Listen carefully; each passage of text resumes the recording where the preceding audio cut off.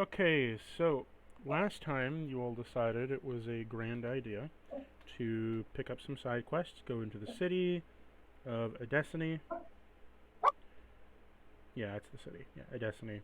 I And gotta let the dog you out. I'll be right found back. you found it was like some kind of drinking town with some kind of sea life. Took up a job from the sheriff. Had to guard a place that was going under. Had to do like patrols and shit. And you found the raiders slash, well, not raiders, you just found the people that were doing it, and you killed them. Found some notes inside them that said to meet up at a rendezvous position with coordinates in it, as well as if things got hairy to, send off a signal flare. And lastly, um, you're getting paid for all this. So, it should be good, right? No matter what. But now you dug up the hole they were going to dig. This goes into the basement of the house slash facility, or the building, and you're exploring it. Correct? Correct. Yep. So Virgil, I think, went in first, right?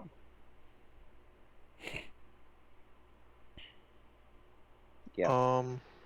Okay, I think I did. I don't remember, honestly. So We'll just go Virgil, with that. you went in Okay. first. Upon going in first into the side part of the wall, right? You go into the side part of the wall where you see there's a bunch of stuff that's been dug out.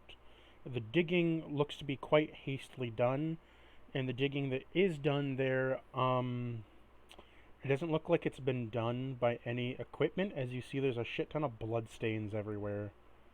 Very tiny blood stains, as well as all kinds of like claw marks all over the stone that's been dug out here. Okay. You then see as the Post. wall is kind of like dug out a bit and leads to the bottom area of what you appear to be the building, where you see there's tons of brewing equipment inside, all kinds of large brewing machines and boilers and such. Some repairs done, some not, as some of them have been damaged through over time. But you see there is about like 55 kegs in here.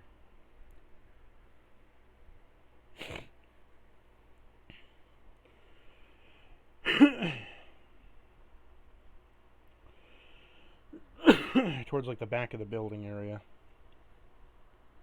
Okay. What do you want to do?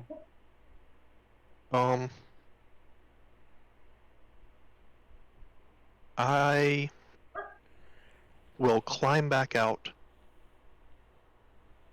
and explain to my friends there's nothing down here but some brewing equipment and some alcohol in a bunch of kegs. There was some looked like somebody was digging by hand down there. There's several blood stains. I think that cannibal has access to this area.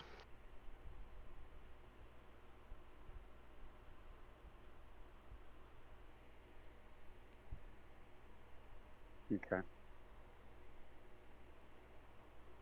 Oh.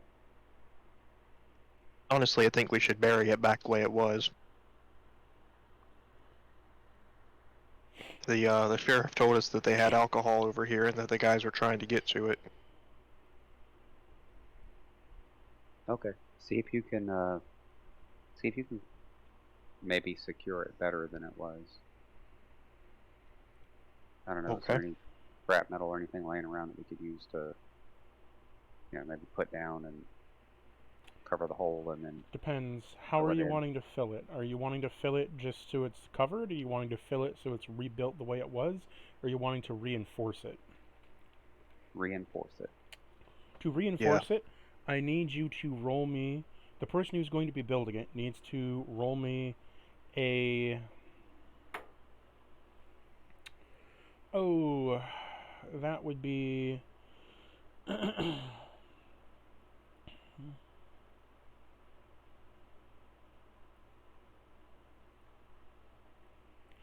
a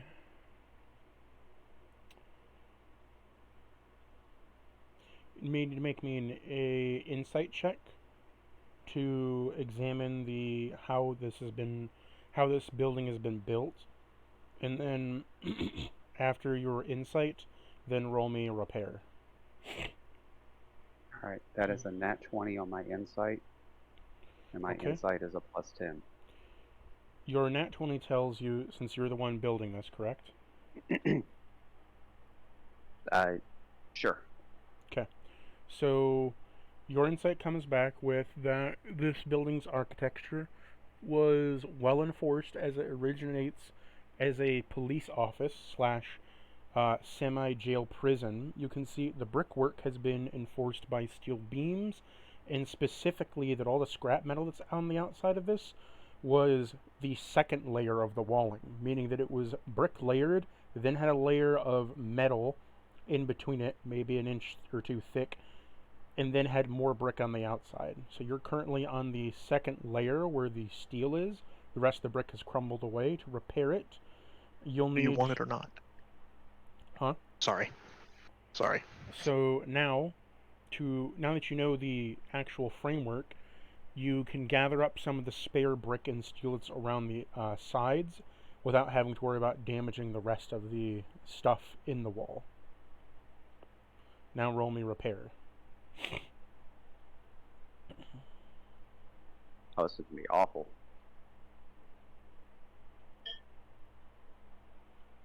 Yeah, no, I fail. So you manage to stack up some brick and steel, which you think is a good pile, but immediately it crumbles on itself, so instead you just decide to chuck more brick and steel into the hole, hoping it just kind of fills up. Eventually you use all the outside brick and steel that was left over to just kind of fill the hole with a shit ton of rubble. Okay. So it'll be a pain in the ass to dig out, and it'll be a pain in the ass to get out. Whoever, wants to put stuff in there, but it also means that the actual structure, stability of it is in question. It just means it's kind of a pain in the ass to remove. Yeah. Good enough for a night's work.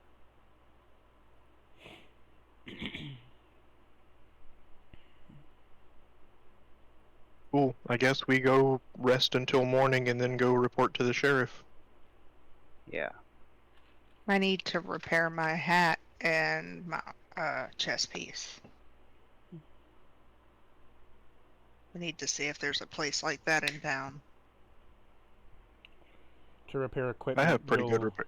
To repair equipment, you're either going to need scrap, leather, or other building materials to repair it. Or find a repair kit. Well, I can do that for her. I have... Yeah, we still have to find the pieces. Unless you I have leather. Okay. I have Deathclaw leather.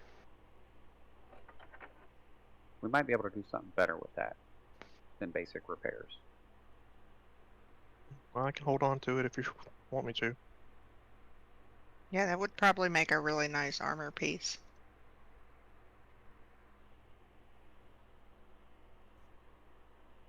I know, I'm using a little bit of it to make that Deathclaw hand. Mm. Alright, let's go back up and get some sleep? Yeah. As you head up back to the top of the building, you get some sleep and wake up in the morning where... Let me get this black out of the way.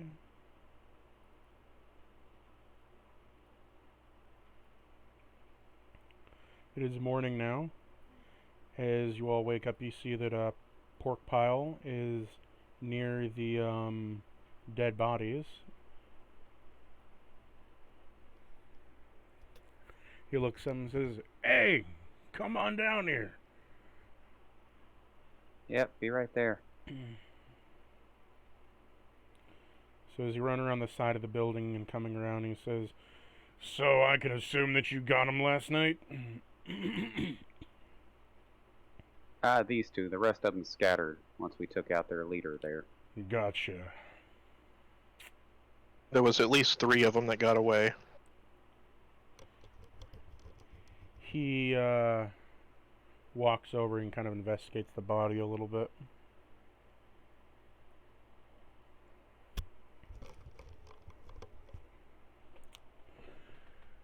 That's what I was afraid of. He holds the guy up by the arm and shows a tattoo on his palm. Let me get an image for you.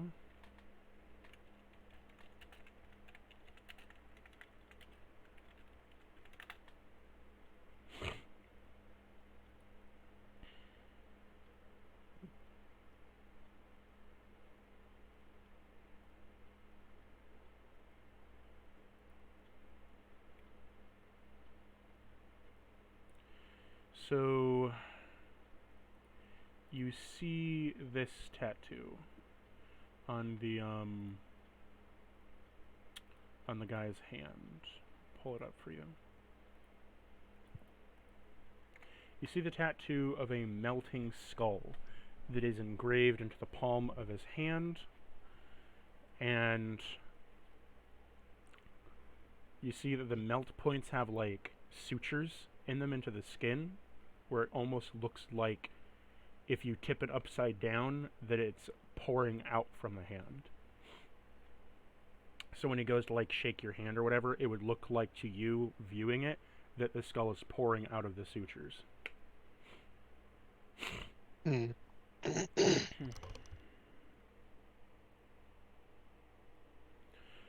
Yep. It's these guys. Bloodbone Raiders. Yeah, they got a point set up. They were supposed to meet some people. They left a note with, or they had a note on them. Look, I don't like asking you for more than I've just told you, but before I do any more, he hands out your 25 caps to you. Nice. Alright, Now, so everybody gained 25 caps. I got another job for you if you're up for it. Considering you took these two out just as easily. Since these are the Bloodbone Raiders, I can't do anything about it. I would love to, but if you know where they're meeting up, could you at least go to the meeting spot? Maybe camouflage yourself as them? Take a empty keg or something? And we'll send you with a keg of Borg or something. Sure. Boiled down beer and such. Something to show for your haul. Go over there, meet them at the coordinates, try to figure out where the base is, that kind of thing. We could negotiate. We could negotiate that with you, sure. I mean, what do you want to pay for that kind of work? That's getting a lot more dangerous with us going into their territory. Depends. See, as far as I know, the Bloodborne, not Bloodborne, God, definitely not Bloodborne. Y'all would be fucking dead by now. Thank you. The Bloodbone Raiders. They're kind of, as far as I know, they're not as organized as the Dusk Maul. The Dusk Maul works more like an old mafia, but the Bloodbone Raiders work more like your typical raider gang. I suppose they might have a boss somewhere, but they're pretty spread out. That's the other issue. They don't have one localized base. They have temporary spots. They're always on the move doing something. And I'm the only security officer here besides my good old friend with his boxer up there. And I got other gang shit to worry about here with the Iron Skunk and the Marrow gang here.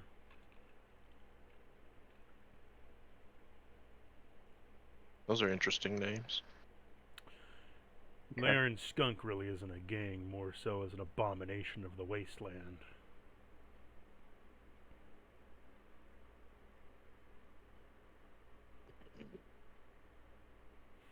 Sure. I mean, we can do that. We need to We need a couple of things first while we're here in town before we leave.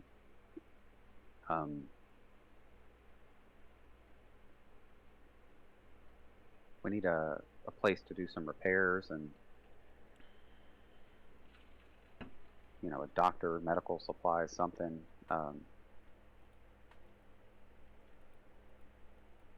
Well, Shooting in the dark turned out to be more difficult than I anticipated. let's see here. There's a abandoned housing area down at the end of the northern road up here at the end of the north part of town.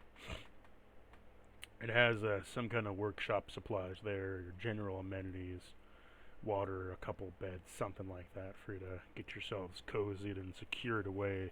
In terms of a doctor, well, we do have a doctor, but I don't know if he'll be interested in taking any new patients.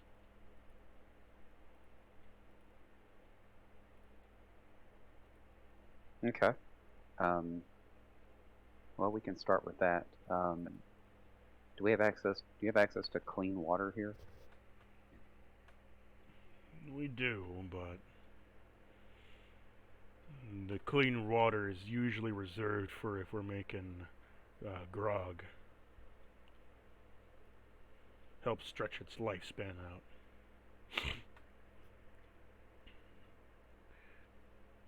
Purified water's another thing. We save that for emergencies and doctor's use. But clean water usually goes into grog. I just need like a glass of it. We can get you a glass of grog, that should work. Oh wait, didn't they give us a bottle of water? Oh yeah, they did. They did give us a bottle of water. And I saved it for us to make the medicine.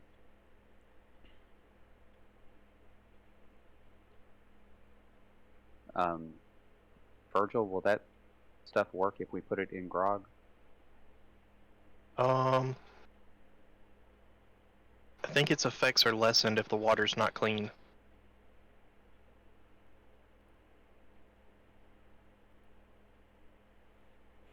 Okay. Well, I mean, we'll take what we can get. All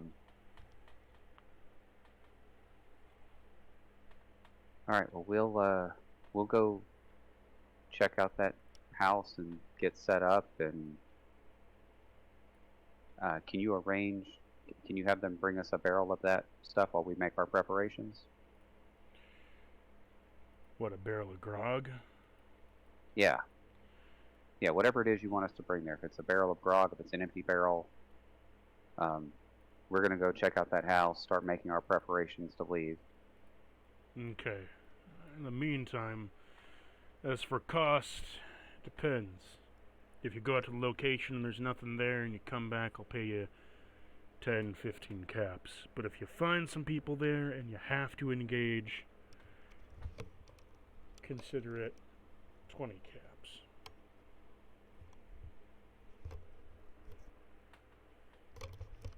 Based off the Pip-Boy stuff, how far does this place look like it is? So, a minute. So you punch in the coordinates, right? Yep. Get my big map up here for a minute. You punch in the coordinates, and it looks like to be about the same distance that you had to travel from the White Onyx to Destiny. There seems to be a junction point in the middle of a couple roads. In terms Like of 2 time, days. so about a day and a half, 2 days travel if you don't run into anything. Okay. Alright, yeah, that should work.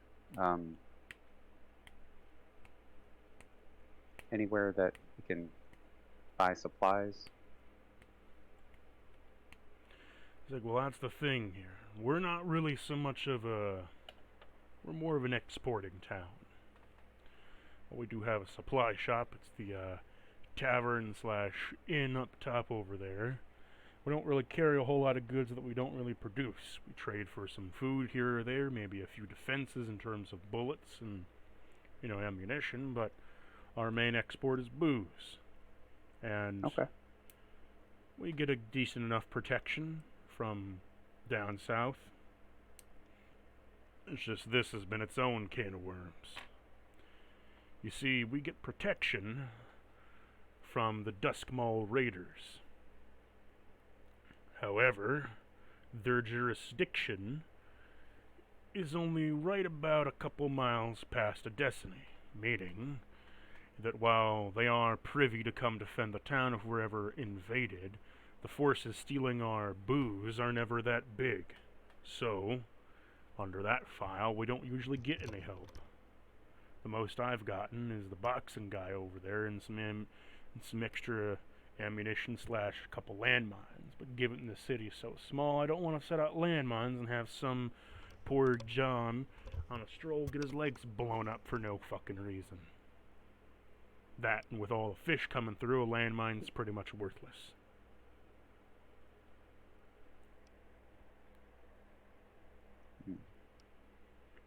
Yeah. You know, if we can stake this place out that these people are from, those landmines might do us a lot of good. We might be able to booby trap their way out and take a We bunch do of have them this out. flare. We do have this flare gun that they said to in the note they said to fire the flare gun if there was a problem, and they would come meet us where the flare is. So we potentially could use landmines and then call them with the flare and watch the show.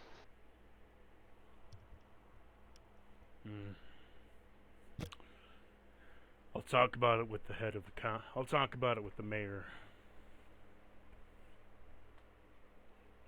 So far, you've been pretty good to us, stopping all this from happening, but you're still outsiders. That's fair. Okay. Well, we're gonna start making preparations. And we'll come find you before we leave if you don't find us.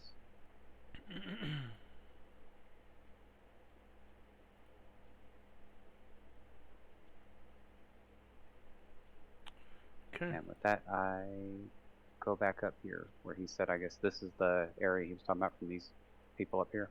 No, right here. The very edge of town. Oh, yeah, no, I meant for the shopping. Oh, the shopping's all done up here, yeah. So you Yeah, come up to the okay. girls and they're like, "Why, hello there. What can I do for you?" says Shaylin. Well, it was a crazy night. We saved your booze. We're going to try to go take care of the root of this problem next. But before we do that, we need to get some supplies. Pork Pie said that you might have some things you could sell.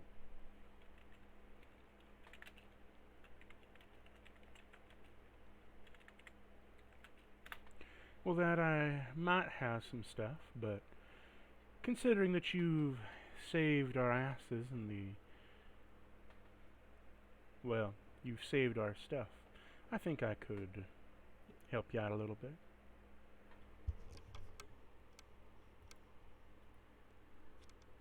What are you looking for, honey? What kind of items? What kind of stuff you need? Well, we need clean water. We need bullets. Lots of bullets. We're gonna have to kill a lot of guys to keep you safe. Any kind of medical supplies. I think for now that's all we really need. Well, I do have some stew I could give you. Okay. Now, mind you, it's a dried stew, meaning that you'll have to, thin it out if you want to make a full bowl.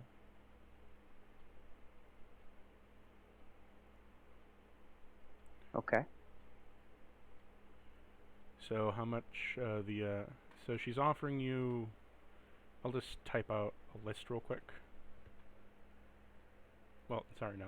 There's a gecko stew in terms of food. There's also a wasteland omelet, Beyond that, like there's a couple mute fruit that she has on sale, as well as like maize.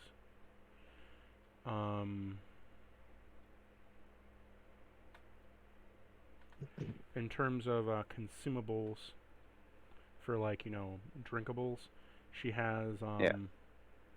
like your typical beers and whiskeys and stuff, and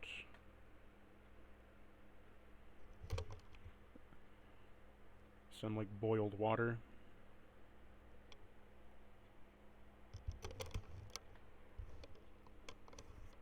Okay. um, In terms of medical supplies, all that she has is a doctor's bag. what's a doctor's bag? So, when you have In a Fallout crippled, Vegas, it was for. Yeah, sorry. I was gonna say, so a doctor's bag is mostly like in New Vegas, and 1 and 2 it was used for crippled limbs. That's what it's still used for. So in this game, when you get a crippled limb, right, it doesn't heal from a stim pack. It heals over time. Like when Lena's Lena's leg got shot out, right? A doctor's bag essentially allows you to properly splint and recover it, so that like no breakage or perks or like bad things come about it, right? Okay. Another use for the doctor's bag is in case you actually have to make a surgery, like say you're grievously wounded, like you've gotten shot full of holes, or there's like a laser plasma hole in you, and it's a pretty grievous wound. You could use a doctor's bag to increase the power of healing items, like boost them. Okay.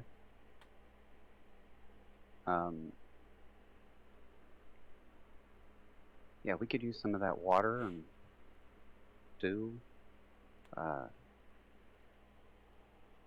Maybe the doctor's bag. We don't have a lot. We don't have a lot of caps. We just kind of started working around here. So the stew is 5 caps for a bowl.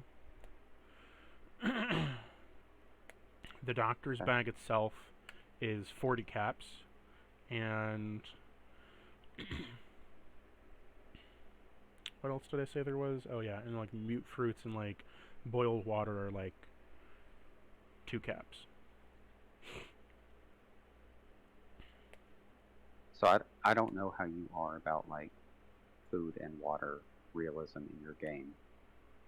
I've let you for 5 sessions so far carry it on you Salisbury steaks and not have them rot. Well, no, I meant like, do we need to eat them? Like, do we need to It worry means about like hunger and thirst. Yeah, like yeah. Do you use hunger and thirst, or are they simply stat items in this game? Stat items mostly. Okay. The only times I implicitly use it is there's a section of the map where you'll have to use it because it's like super hot, right? So then drought comes into effect where you'll get thirsty and you'll have like a thirst meter, or there's a part where like more radiation's introduced, so you'll have to keep your bodies like working up, so like food and hunger hunger and thirst become an option because higher radiation. It's something I've putzed the idea around, but in terms of tabletop feels like it'd be too hard to manage. Yeah, it gets cumbersome. So for so for right now I'm having it based where you are in the map. Right now, it's not really needed. They're just stat items. That's fine. I want to get, I guess, the doctor's bag and 5 waters. Okay. Which will use all of my money.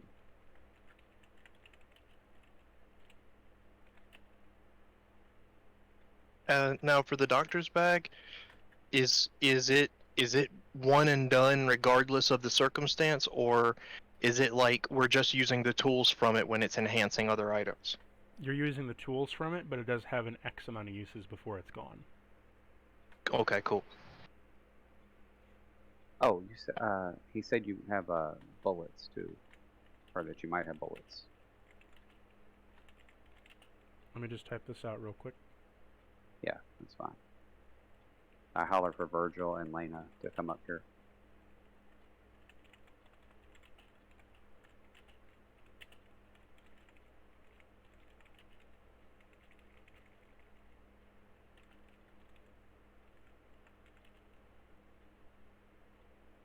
You know when you I'm type gonna a need word some and it money. looks wrong, but it's correct? Fucks with your brain. Yeah. Yeah. That's why I hate Uh, the English language. Here, Virgil. I'm gonna need some. We're gonna need some more money. I spent all of mine to get this and a couple of things of water. But here's a Yeah. doctor's bag. Oh, okay. I'll take that. I think they have. I think they have some bullets. You I- are our salesperson. I'm just gonna give you my caps. Okay, that's fine. So that's Yeah, take 25 mine too. caps. So Okay, plus 50 caps to spend. Okay. So minus 50 plus 50. Back at 50.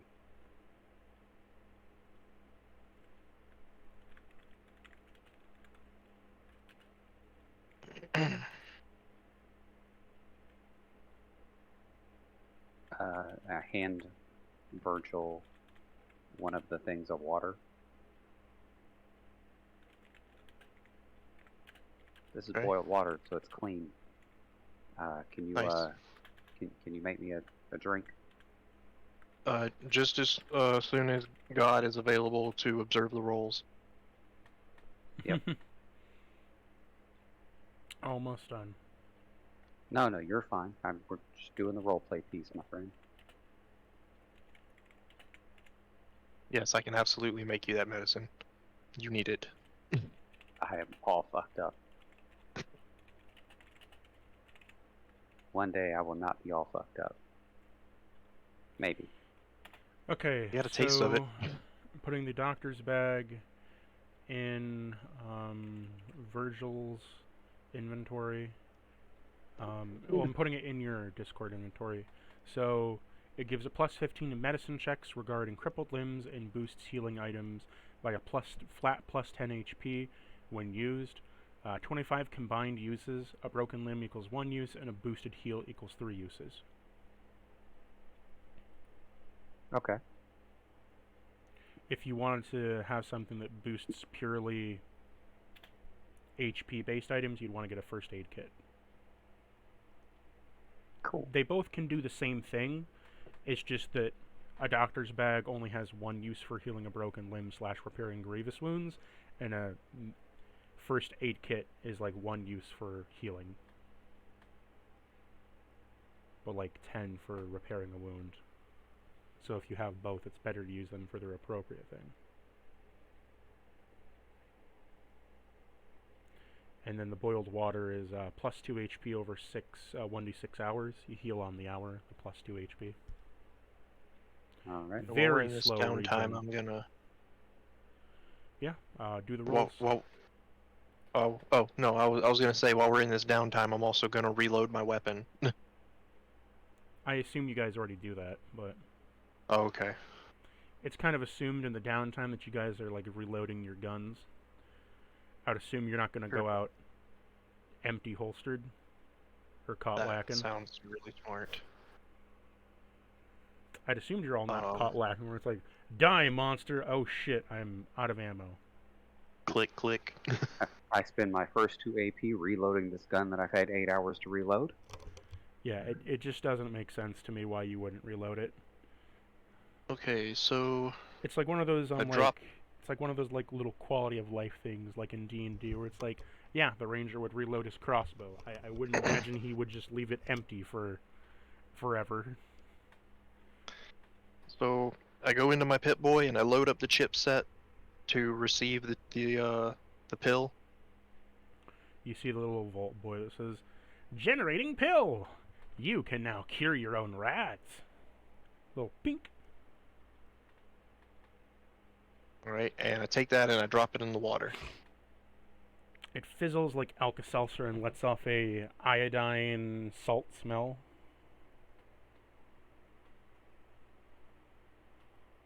Yep. And I take it and drink it. Well, I can. Okay, because it is in good water. Do a 1d10. Yep. 8.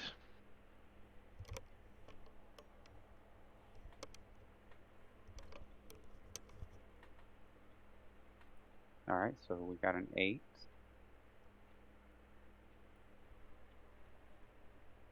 Oh, that's awesome. So that heals 8 rads. That puts me down to 23.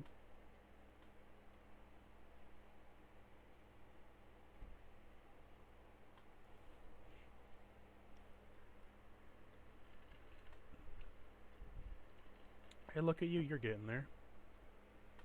Yeah.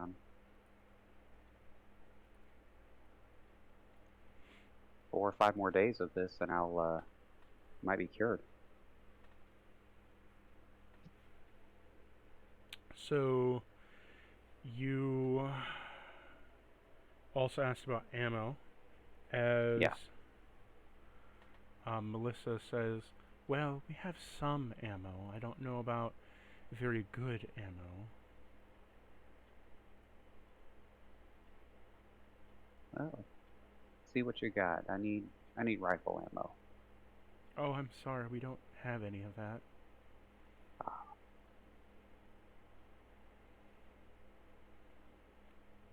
The only thing we have is, she says, we have a lot of camera. We have a lot of camera film, some BBs, nails, and this strange-looking power cell. Ooh. Do we recognize the power cell, or is she not showing it to us? Well, she holds it to you, and it's inside of you see like a big thick tube, as she gets some prongs and takes it out and places it on the table, where immediately all your Geiger counters on your Pip-Boys go whee! Oh, It just shit. fucking, like, I don't know if you heard the sound, but it goes whee! As it just, like, Yeah. slams to the other side of the meter.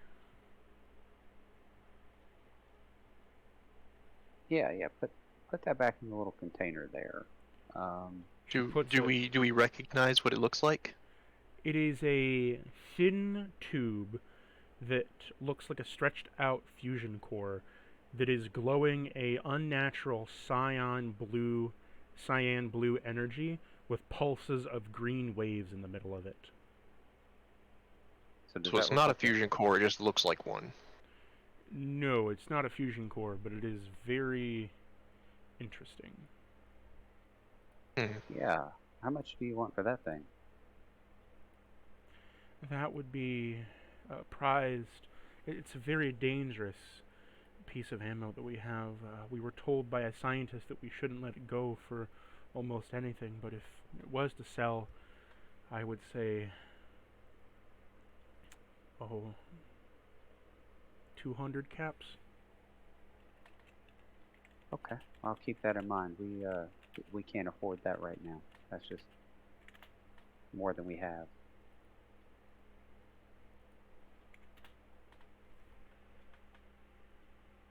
Okay. Yeah. Well, I thank you. I thank you for your time, and we're gonna go try to make some preparations to save this town here. Stop these raids. And I'll show you what it looks Yeah, like. let's go. I mean, it's using Let's an go old find that model. workbench. It's using like an old Fallout model, but this is what it would look like. Okay.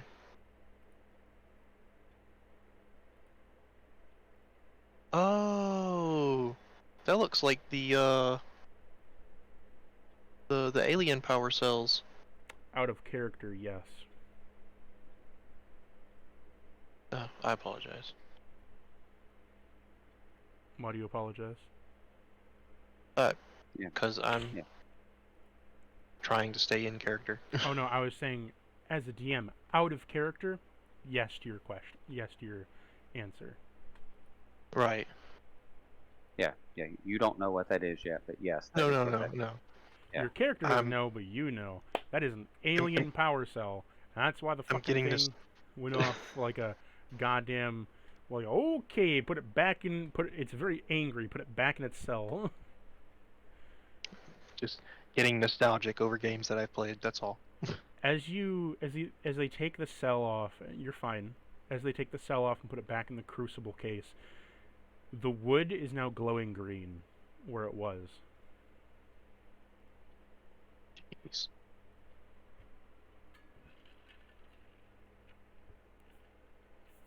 Better not cook any steaks on that.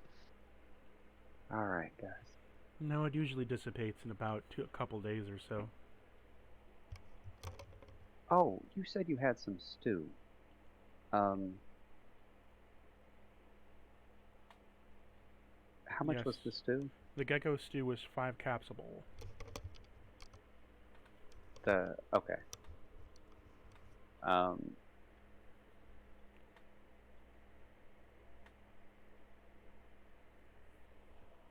Yeah, let me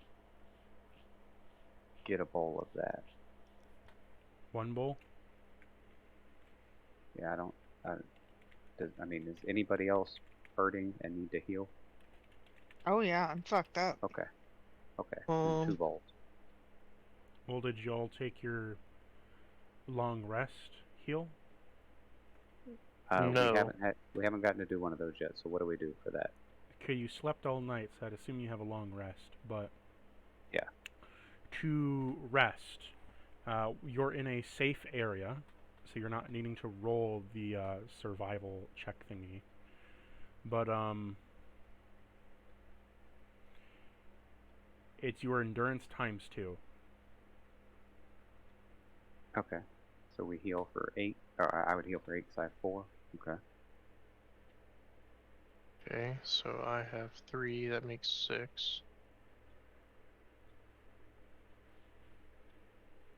Yeah, I could probably go for a bowl.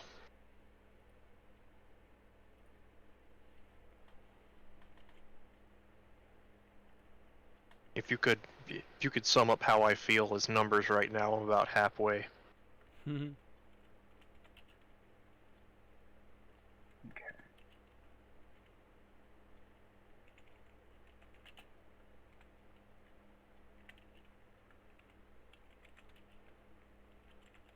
So what's the soup do? Gives you 2d8 HP and a +5 to sneak checks for an hour. Oh, nice. Neat. Oh. Fuck me. Alright. Alright, so 15 caps puts us down to 35. Hey, +10. Wow. I mean, I went from 4 health to 18 there, so.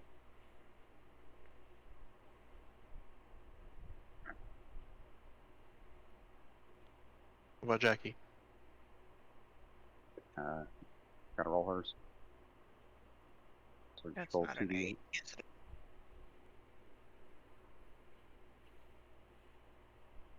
5. Wow, you rolled worse than I did. Yeah. I did roll d8s, right? You did. Yeah. Unfortunately. Luck of the draw. Boo. That's alright. Yeah, I mean, I started this adventure at 4, so, yeah, being at 18 is, Look at you, you're getting up in the world. I am. If I get rid You're of this walking 23, around with slightly less of a hobble. if I can get rid of this 23 rads and heal back up all of that damage, I'll be doing good. Alright, well, let's go take a look at this, place he told us about. Yes, let's. Okay, so you check out the area, and it looks like the top of the building got cut in half by something, as it's been cleanly just been lobbed off by either debris, time, or weather. You see there is a toilet, a couple of beds, a workshop table, and what appears to be just a shitload of junk everywhere.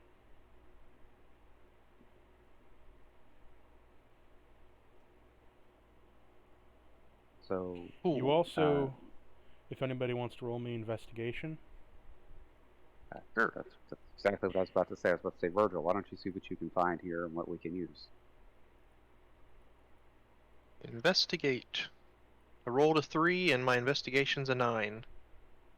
So, You 12? don't see anything out of the ordinary. Anybody else? Oh, lovely.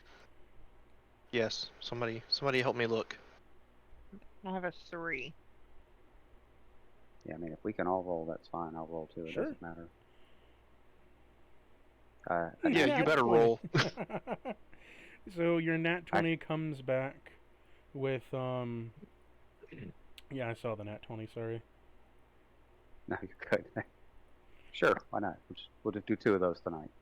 Your nat 20 comes back with, you see right here in this square, there, in that 5-foot square, there is a giant footprint of a boot that looks like it was caved into the cement, as in whatever stepped there, it follows a trail that leads down this way.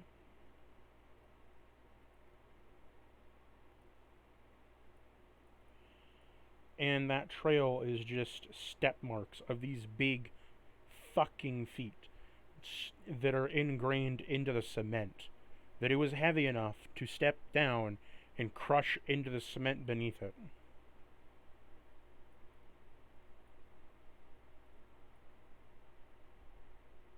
I relay that information.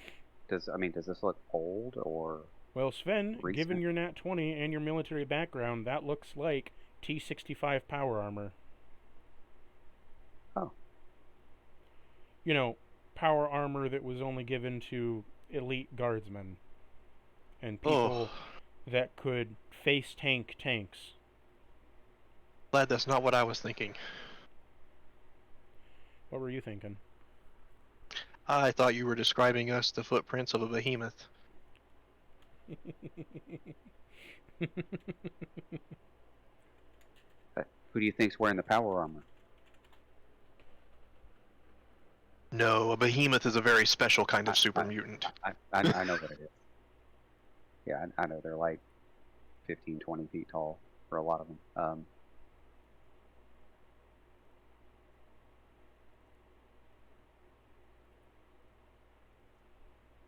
I would hate to meet whoever made that. I'm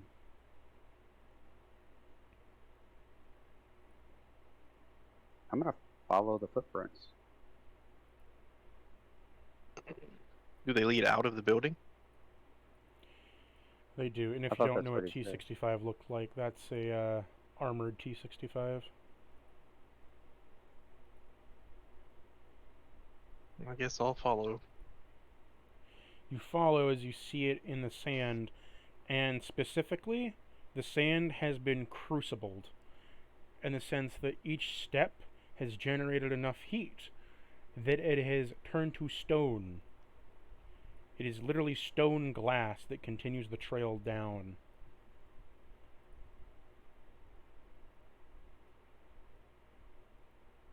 Let's focus on our preparations before we find ourselves in a fight. Okay. So we see like a cave or something over here. No, that's just a puddle of water. Oh, okay. So Sorry, you I thought that was continue. like a. No. You continue the trail until eventually you see a puddle of water where the steps go into, and then there is no tracks anymore. Okay. The only thing Damn, did he that super jump? you only see a couple things though that are around the puddle, as in you see there are fusion cores that have just a plastic wrapper and shell around it. The actual core is missing. Dang. There's like 6 of them. I'm gonna find a fucking fusion core. I'm going to. Well, we'll take those. The core wrappers. Yeah. Roll me a science to determine what they are, or what they were used for. Oh, I would have no idea if I'm sorry. I would take them if Virgil says they're anything. I'd have zero fucking idea Virgil? what they are. Science? Okay. Yep. I need lower than 85, and I got 87. I can try. So, yeah, we don't really know what those are. Okay. Landon can always try. Yeah, energy weapon person. Yeah.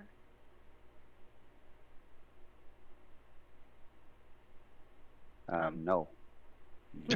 Well, Sven, you want to I try don't for the have fuck a of it? clue. Nope. You don't know what would eat a fusion core whole and just spit the shell out. These look neat.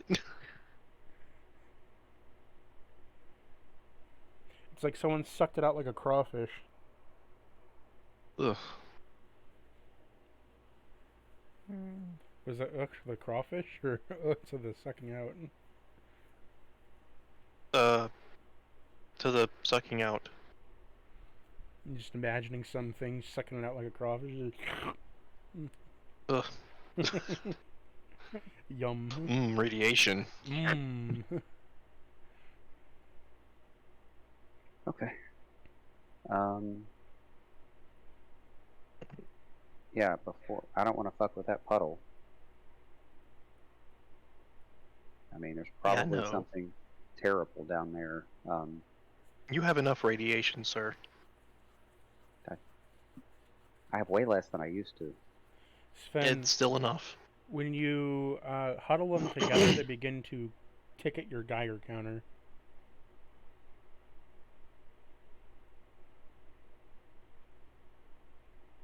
Wait, what? Say that again? When you huddle all the shells together, they begin to tick up your Geiger counter. Too much radiation in a concentrated area. You might want to put those down. Yeah. Okay. We'll put them outside or something. Roll me a radiation check. Uh,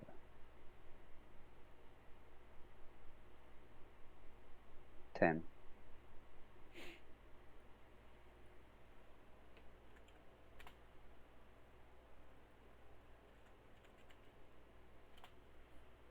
Okay. You take 3 reds. Okay.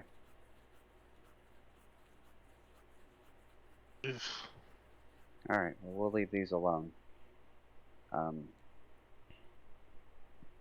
didn't know if maybe we could, if we got that thing from the bartender, maybe you can make it work with one of these and have that Okay. thing you keep talking about. Right.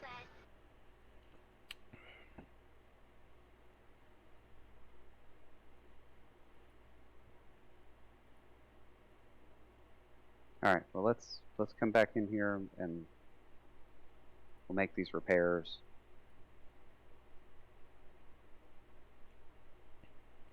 Okay, so the one who wants to repair, there is a bunch of scrap, leather, and metal around the workbench area. When you roll repair, just roll beyond repair and you can repair the thing back up to however many percentage you want to repair it up, either to half or full, using the materials around you. Okay. Can you give me that again? Give me that explanation again? When you want to repair something, at a repair bench you get a boosted stat of your repair stat is boosted by a +10 maximum when at a repair bench, and you can use the materials that are around you at the repair bench to repair things instead of having to use the stuff on your person, if there is anything. You can either repair it to a quarter, a half, to 75%, or 100%, and it consumes various amount of materials. At current, you have the ability to repair 1 item to 100%, or 2 items to a 50 or 75%. Alright, do we have anybody's items who are less than 50%? I believe I am. Let's see. Um, yes, my mask. Slash. Okay. No, well, my mask and my police helmet are both at 3. Well then, what about your equipment, Sven? I'm okay. Then I guess we're repairing both of those to 50. You said 2 items can go up to 75. Yes. All right. Well, we'll repair both of those up to 75. What's the number on the what's the number on the mask? It's at 3. You can only repair it up to a 50. And what's the number on the helmet? 3. Okay, repairing both would only be able to bring them up to a 50. If they were above 50, you could both boom them up to 75. But Okay. roll your check. All right.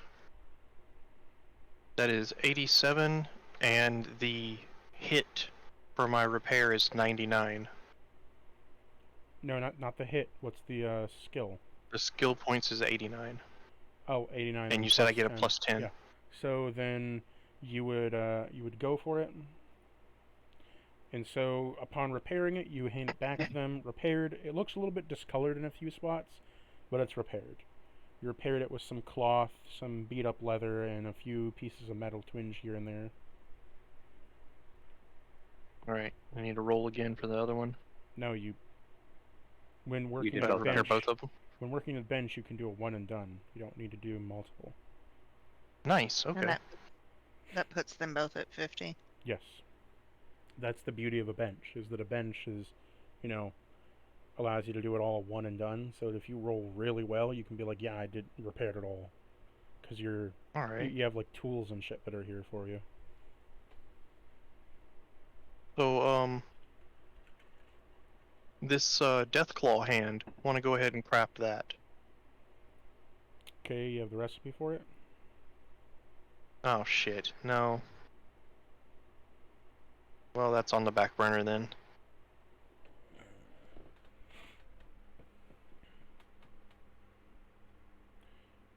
So like the recipe, for example, was add a leather, so it says the Deathclaw hand, add a leather workbench. You can, by your own hand, make a Deathclaw gauntlet plus the leather pieces. So do you have the Deathclaw hand plus leather pieces?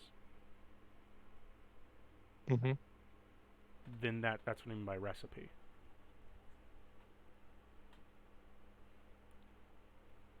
You don't. Okay, so you have the components. You don't need the blueprint or anything. No. Blueprint helps, like in certain situations, like for like a gun. But like when I say recipe, is like, do you have the stuff to make it, and do you know how to make it? You know how to make it. You have the recipe for the stuff to make it. You can make it. So roll your repair check to make it. Okay. 97. That pass for you? Yes, because my skill is 99 at the bench. Okay.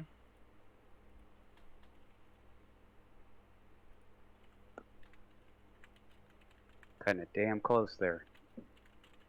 Yeah.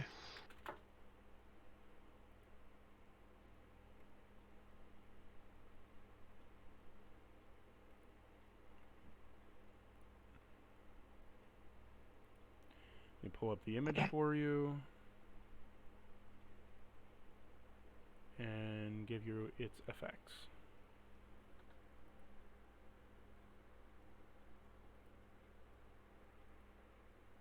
Well, my computer is slow as fuck right now.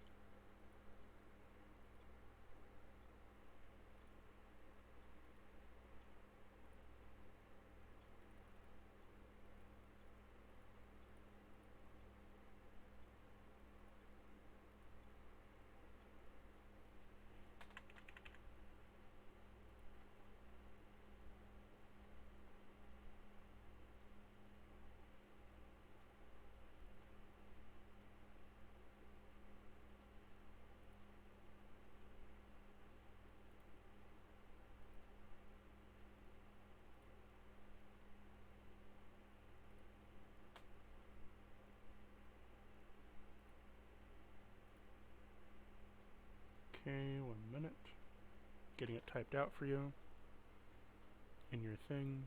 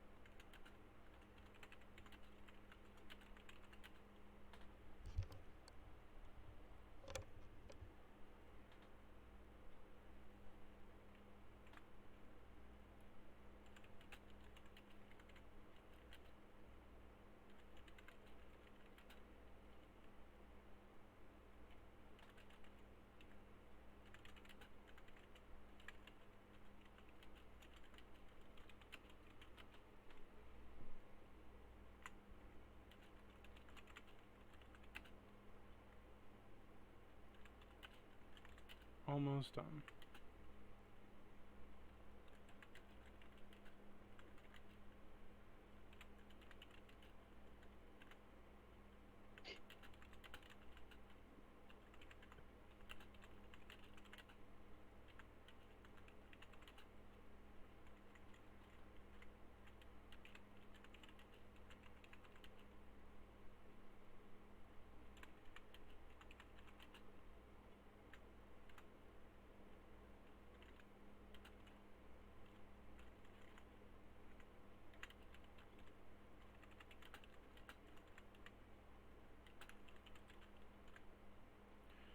Okay, so with tinkering with it, you have made a Deathclaw gauntlet.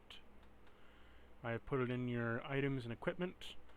And by tinkering around with it enough with the boosted bench, you have maybe tinkered around with it a little bit and figured out a way that you could upgrade it when you get the chance to. So the Deathclaw gauntlet gives you a 10-foot swing distance, just like the Deathclaw. And so it's 10 feet from your person. Oh, right. When you cripple a limb, it becomes lacerated, and you deal a 1d10 constant bleed to the target. If you add in up to 5 more claws, each claw adds an extra d10 to lacerated bleed, and once you've added 2 extra claws to it, it can deal 1d4 bleed on normal hits. Okay. You add claws by finding Deathclaw hands and then integrating it. And how many of my Deathclaw leather did that use? I have 8. It used 6. Okay, so now I have 2 of those. Each modification will require at least 6.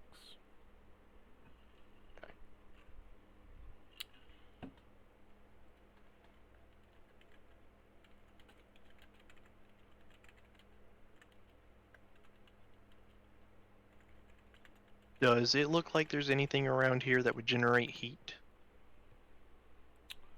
in this workshop? Generate heat? What do you mean? Like for cooking things? You see when you go out to a campground, those like rudimentary campfire stoves that have like a couple like rebars welded together and stuck on like some kind of like drum, some like oil drum that's been like carved out and then stuck on a pole. Usually Right. find them at beaches or old campgrounds. They're never ever cleaned out and they hardly ever take care of them, but it's something. Yeah, I know what you're talking about.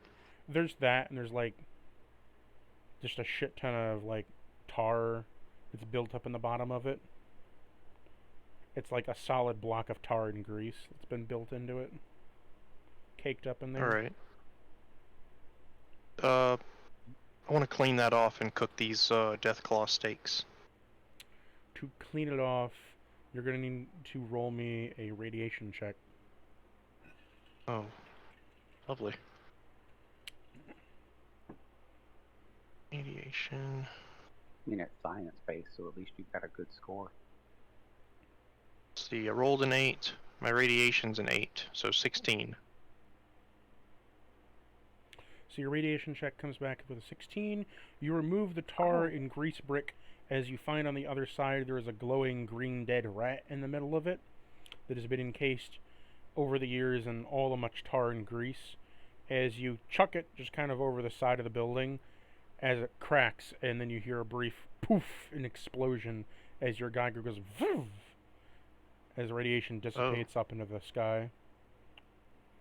Jeez.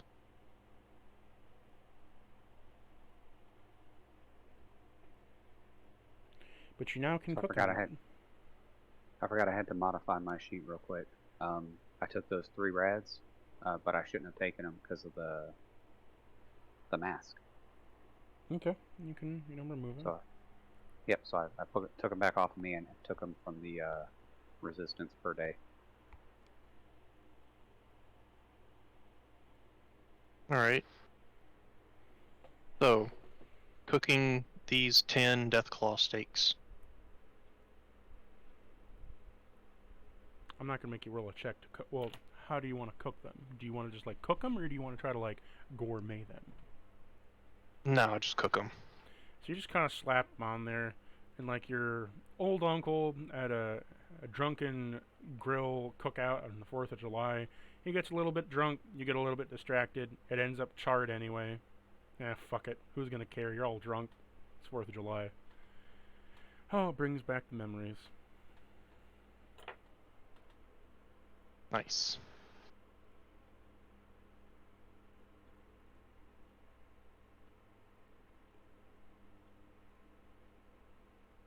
Those are a heal 1d20, huh? Fuck yes. And they give you a flat +10 to your melee damage for 2 rounds of combat.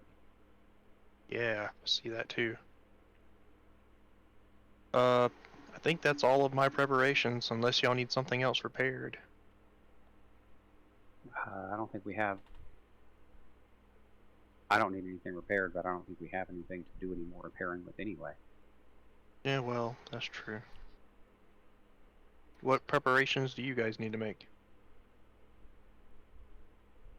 I don't need to do anything.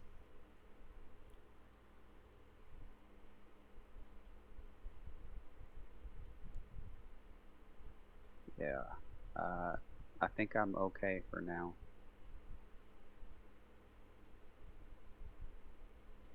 So we need to get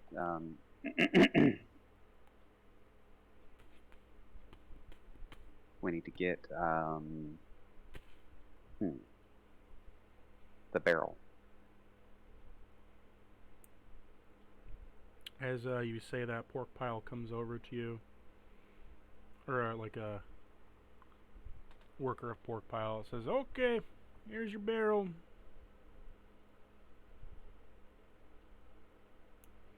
He drops by the like a house area you're at, and he says, "This barrel contains a bit of grog inside. It's been filled up to the top, so in case you need to drink a little bit, go ahead, but I wouldn't drink too much. Don't want to make you think you're siphoning off the top. Nothing special. It looks like regular old beer and probably tastes like it too." Ask and you shall receive. Perfect. And with that, I say, oh wait, we do have one more thing. I'll be right back. I run back to the bodies, and I take their outfits.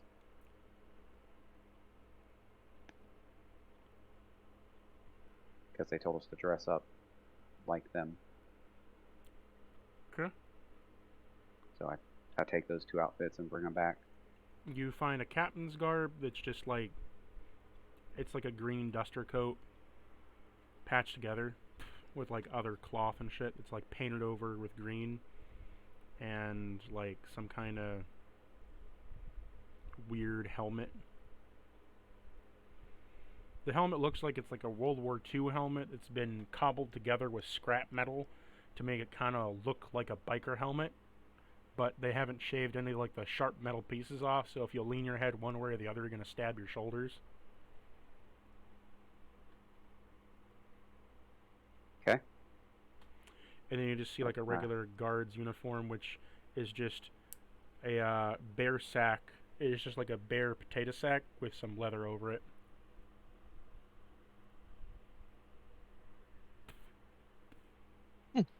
Potato. Yep. So I grab those, bring them back, and we start to get Play dressed. dress up. Huh? I said we grab those and we start to get dressed. Roll me a performance check for how well you dress up. Okay. Okay. Sure. Oh, this is gonna be bad.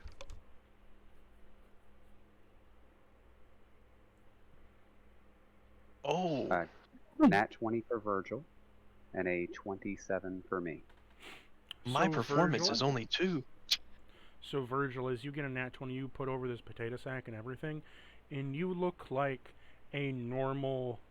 You, without the tattoo of having the Bloodbone Raider, you look like a Bloodbone Raider now. You look fierce, ferocious, and very much like you belong in a tough raider group. You look the part, Nice. Sven, for oddly enough, while you have on the commanding garb, Virgil looks more like a commander than you do. Like Virgil looks like an undercover commander who's like, or like a really hardcore veteran soldier, whereas like you look more like a green commander. It's like, just when I say green, like a new green commander. So when they look at your team, they'll be like, the only reason like you're around actually doing shit is because the veterans over here carrying your ass. Nice. And Lena, you look like an aggressive young child that somehow got into the ranks.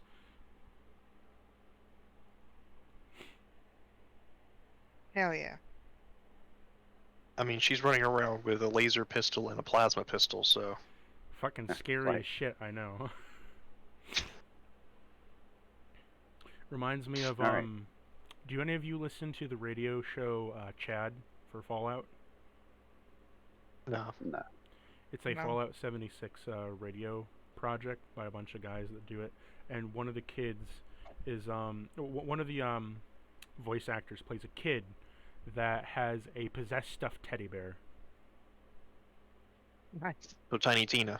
Yeah, kinda. Yeah. She has a possessed stuffed teddy bear that will haunt people and turn them into glowing ghouls.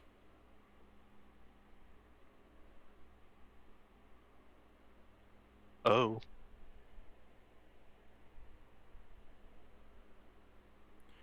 Later on, she gets a super mutant buddy. So, do you That head sounds out? pretty cool. Well, we go to Port Pie. Okay. Real quick, so we take the barrel, we go see Port Pie. Let him know we're ready to go, and ask him if he got anywhere with thing about the explosives, landmines. so we can lay the trap. I can't give you landmines, but I can do you something different, though. Okay. He, 1 minute. Make sure that I'm getting this out correctly.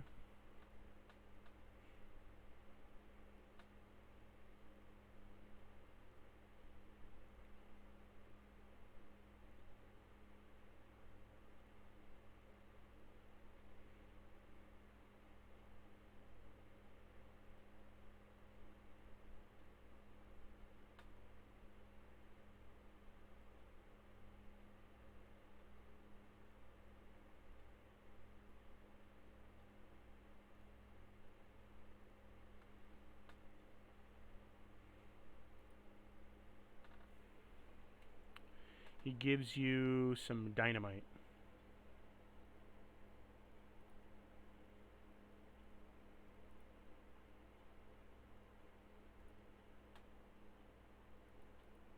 4 sticks to be exact.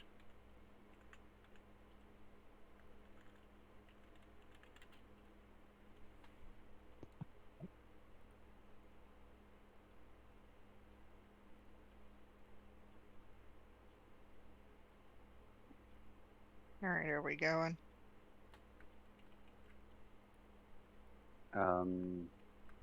Oh, one last thing for you. I think we have all the supplies we need, so we appreciate that. I mean, we're as ready as we can be. You have you ever seen somebody in power armor around here? Yes, I have.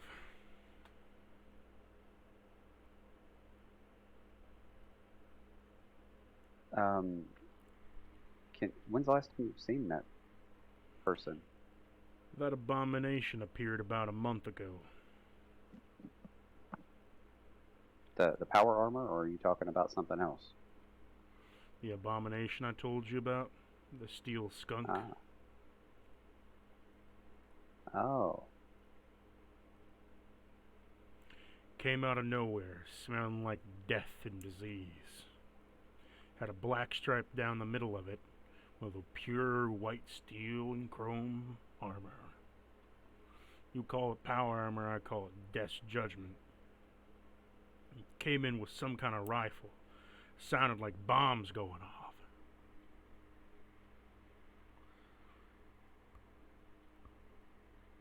Okay. The tide was coming in. He stood against it. And around that time, we were being invaded by raiders. He stepped in to help us. However, by help, the place you just came from, Yeah. he spent 6 shells and he blew all the rubble off the top of that building over there, with only half of it remaining. The blast is what took the top half off. 6 shots.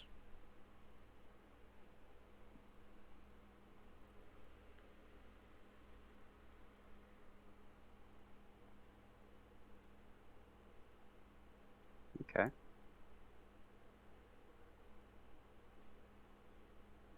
That's a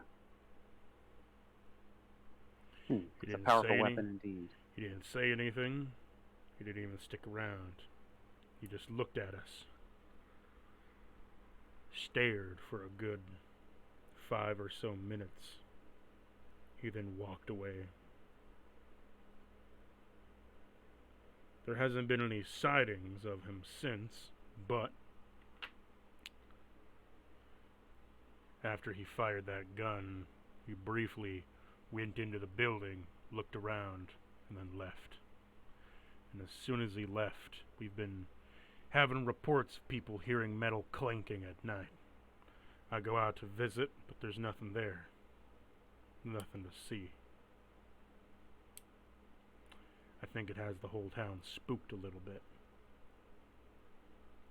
And with all that Bloodbone Raider activity, it probably has them spooked even more.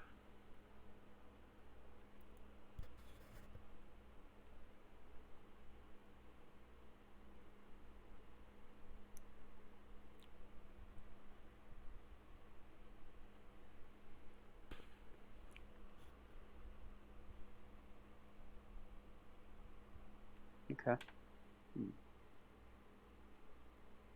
You wouldn't happen to have the means to detonate this dynamite from afar, would you?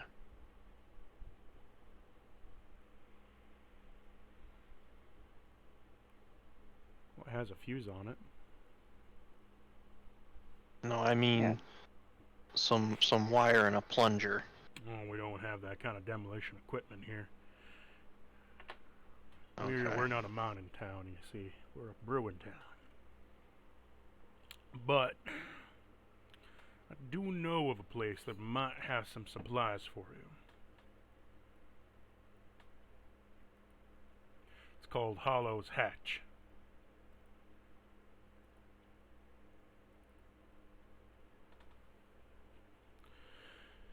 Apparently it was some old mining facility.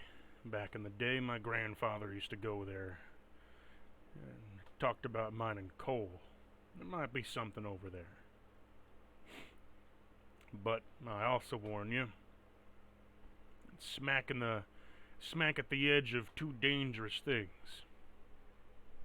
One, to get to Old Holla Hatch, you'll have to get through the territory of the Bloodbone Raiders, and second, you'll have to pass through Vespers. Vespers?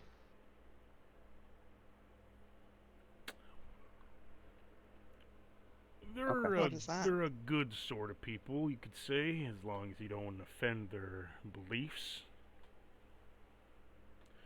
I think, in my personal opinion, they're crazy. Some might call them cultists. But they believe in the legendary wombat cat.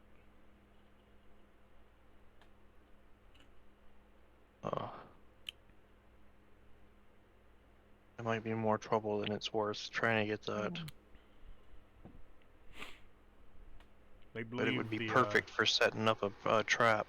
They believe They believe in their holy cat and call him the holy mountain lion of the Florida area. Now, I don't see any mountain lions around here. I don't see no fucking mountains either.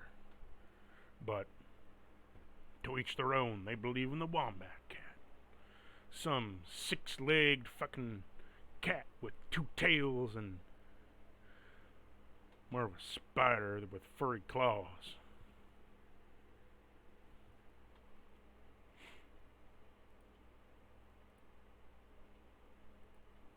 Sounds terrible. Okay. Well,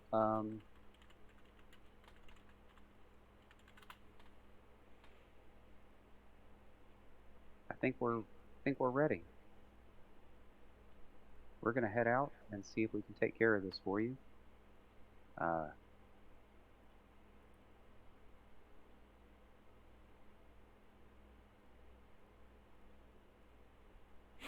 then with that, we leave. Okay, Yeah, let me Virgil, get do an you image for think you real those? quick. Oh, go ahead. Do you think those? Oh, so I'm talking to Virgil on this one. So do you think those were shells from his gun that he shot? Maybe so. Cause I don't know much about power armor, if anything at all. But I've never heard of them cracking fusion cores open to use them. Yeah, I mean, do you think maybe it was some kind of like a Gauss type of a rifle? Or Who even bigger? knows? That'd be like an energy weapon check, huh? For somebody to try to maybe figure out what a gun that could have used those shells. Only one of you can make it, but yeah. You know, I bet Lena has heard of some weird shit with these guns. Let me look at it. What was those shells we found earlier?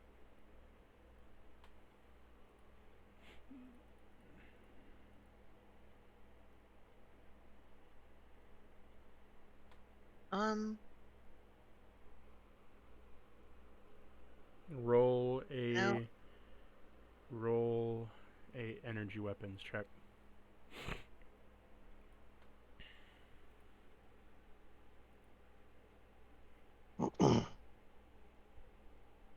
Yes. 39. Okay, so you would know what it is.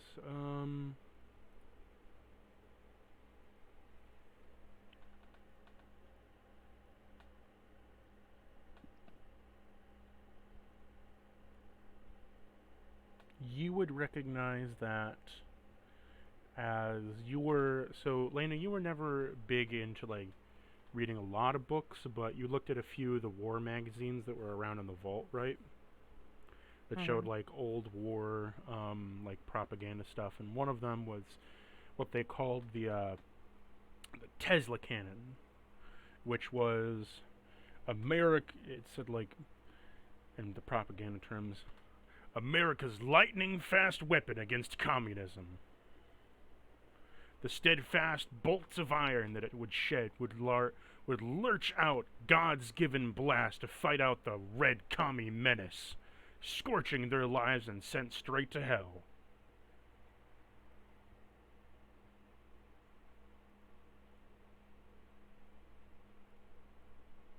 Okay.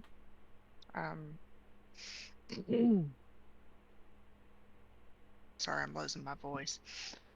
You're fine. So I impart that information to them. So these are like pre-explosion bullets. It's not a bullet. It's the Tesla cannon would show you. It like showed off pictures of it being in use, and it's literally like a giant fucking Tesla rifle. Sorry, not Tesla rifle. Okay. A giant fucking Tesla coil equipped with 3 other Tesla coils focused into a small area with like metal flaps that it charges up in the back of it with a large fusion core stuck in it and fires off an electronic beam that looks like 6 bolts of lightning arcing out of it and just disintegrating whatever it touched into an explosion, the equivalent of like a fat man. Holy shit.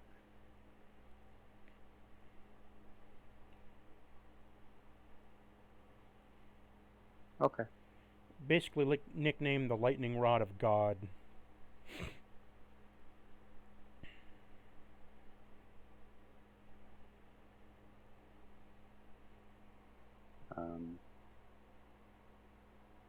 Yeah, so we've gathered up our stuff and we're walking out of town talking about this. Mm-hmm. I'm rolling your encounter dice as we do that. Oh, awesome. Yeah, perfect. So, I think if we make it out of this, we'll investigate that. It's a shame about that mining equipment. We could have set that dynamite up in a pile beforehand, just like the mines, and just hit the plunger when they stepped over it.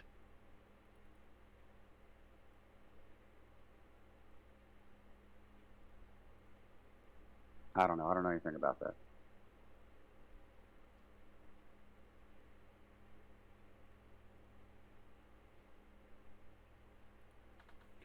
As you're out in the desert, you come across a few plants that have kind of blocked up the road a little bit.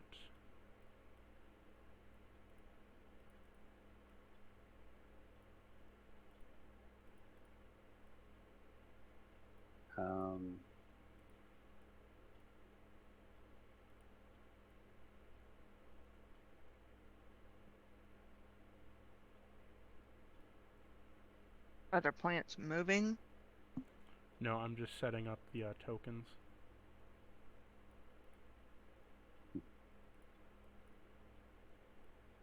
Yeah, that was a valid question. That changes what happens next Yes. severely. The plants aren't moving, but you see there's just like a large cluster of them in the road. As you see a you see a gecko that kind of like walks up, and immediately a vine comes out of the ground, grabs it, and sucks all the water out of it, killing it instantly. Yes. Huh. So we should probably go around that.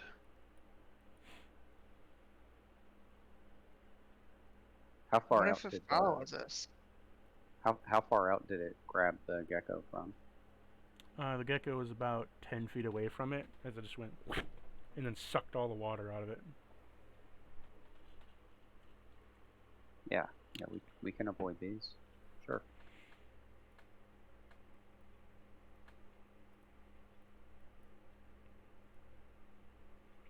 Well, move your tokens the way you want to move them. Find myself fresh out of flamethrowers today. Yep, I'm gonna come down this way. Hold on a minute, Virgil. As you crossed your path right about here, right? Yeah. Going to hear this plant is going to fire a seed at you. Oh.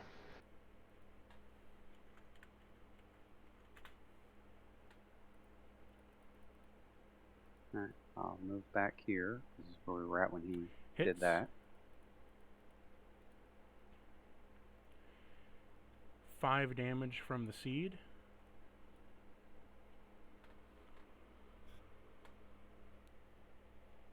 Do you take any damage from that or no? Oh, wait, I forgot. Chest. Chest, I take 1 damage. As the Well, seed. what's our new armor rating? Did it change? Um, From the my clothes you armor, put on? my DT is 4. I was asking because we So- put on that other stuff. So my armor takes 4 damage to hit, What other stuff? and The costuming stuff and the No, armor it that doesn't we put on change the anything. unit It's does. just Okay, perfect. it's just a costume. It's just clothing. Okay, no problem. I didn't know. I forgot to ask. You notice they weren't really wearing any armor. so I took 1 damage. As you do that, a little bit of blood comes from the hand, from the like chest area that you were shot at. As like dink, a little bit of blood comes off as it hits the ground, and immediately a plant shoots out of the ground, sprouting.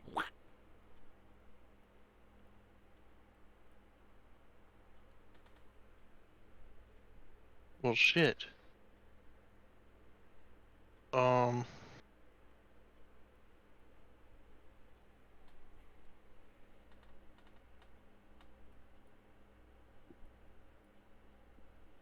I don't know what to do about that.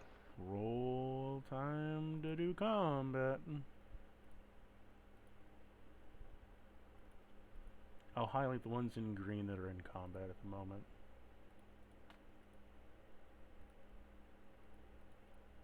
I guess I'll hit the one in front of me with Carlock. Carlock? Yeah, my electric power fist.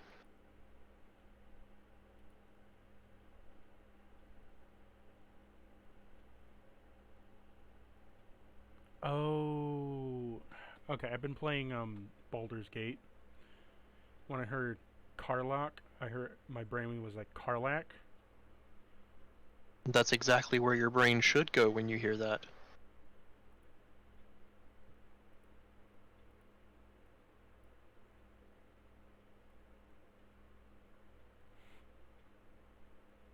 Oh, the description you gave me doesn't give me a damage roll for it.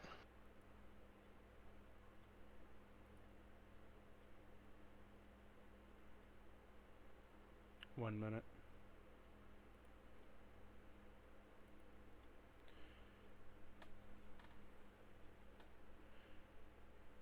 I didn't notice that until just now. Well, it's a melee weapon. Well, sorry, Right. it's a fist weapon, not a melee weapon. You're talking about the electric power fist? Yeah. So that goes under unarmed, right? Yeah, it's just that the effect is when you hit a creature, you can add a cardiac arrest modifier, living to the target, overload for a robot. It's based upon your endurance. So, what's your endurance? 3. So when you hit something, you give it a 3 modifier to its cardiac arrest.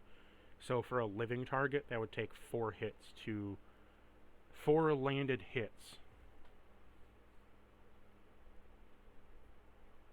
What about the actual damage of just punching it? That's based upon your unarmed.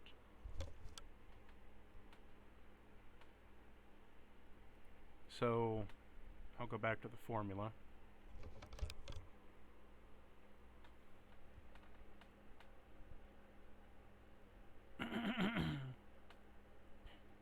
A damage formula for unarmed is your strength plus your unarmed skill.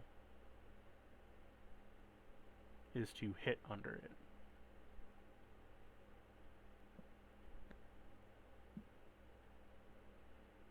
And the Yeah, damage. strength is. Yeah.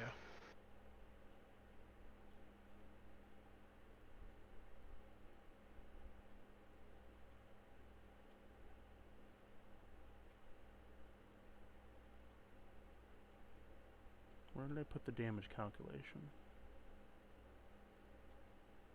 It's on the weapons page. It says it is, so for hands, strength plus for every 10 points in unarmed, it gives you 2 points of damage. Yeah. So it's a flat damage. Yeah, so what's your unarmed points? Not your 2 hit, but your skill check. My I'm assuming. skill points. Yeah. Yeah. My unarmed skill points is 38. So that'd be a 3. But I'm not And just every- hitting them with my hand. I'm hitting them with a giant piece of metal. Yeah, Is that so- not added? No, the so unarmed, the way that it's calculated is that it's whatever the unarmed weapon is, right? You're doing the unarmed weapon adds an effect, but it's still your hand that is doing the damage. Okay. So it would be the strength. So what's your? You have 30, you said, in your unarmed. 38. 38. So for every 10 is a plus It's 2 plus to your 2, damage. So that's 6. So that's 6 damage off rip. What's your strength? My strength is 3. 6 plus 3 is 9. You're doing a flat 9 damage if you hit, plus the effect of whatever melee weapon you're using.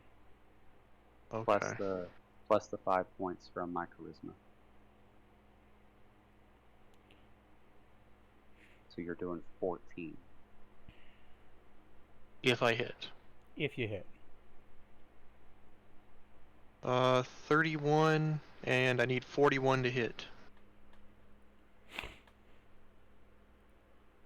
The plants are all going at the end, so.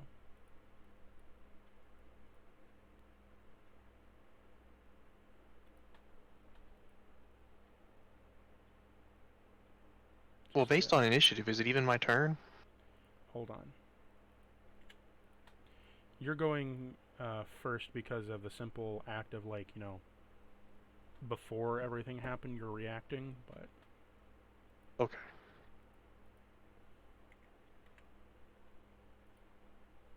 Joey's computer locked up, so he's got to reboot. So roll to hit. You hit, right? Yeah. You smack the plant. It doesn't have any living organs, so it's not getting the cardiac arrest modifier because it doesn't have, you know, living stuff. Right. But yeah, no, the hands is your basic damage. It's a flat damage for unarmed. It's always going to be flat damage. And then, you know, the different weapons just apply different effects. You know what I mean? Right. Because you are hitting it with a metal, but it's mostly based off just your punching strength. I guess that's the way that I figure it. So damage is strength. Remember, punching damage is the same every time because it's flat rate. Right. 6 plus 9 So plus it's 5, 14. I'd make a note of that somewhere. Yeah, that's what I'm trying to do. Because I'm going to be increasing that skill, so I'm just trying to make sure I have the formula so I can figure it out next time. Mm-hmm. It's going to be 2 for every 10. Yep, it's in the weapons chart. You can find it unarmed. But I can also just copy paste it real quick for you. Yeah.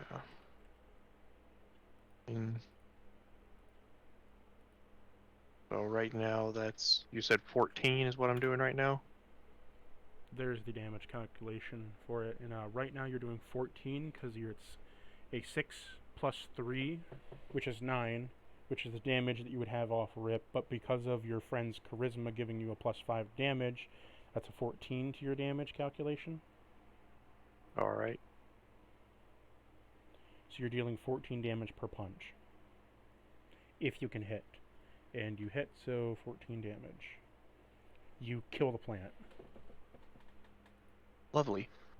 Just smack dead. As soon as it dies, it releases a cloud of spores. Does my mask protect against that? Yes, for the time being, though I wouldn't recommend standing in it. Then I will move out.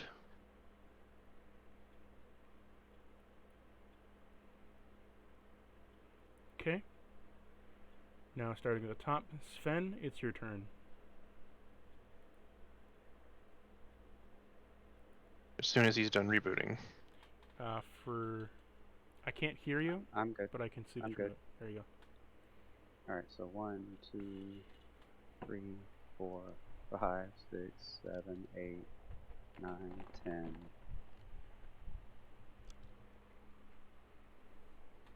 So I am just kind of running away. Okay. I have 20 AP to do so. So I'm going to use all of it. So I'm going to be way over here somewhere. Okay. Unless something stops me.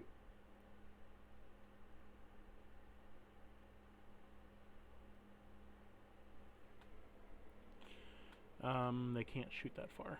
So it is now Yeah. Virgil. It is your turn. Okay. I'm gonna move down here. And since using that, I can almost get to where Joey got. I'm doing the same thing. So that's 1 AP to move that. I move 2 squares, right? Yep. 1 AP is 10 And, feet. 2 AP is 25 feet. 1, 2, 3, 4, 5, 6, 7, 8. You wouldn't want to shoot him and take him out?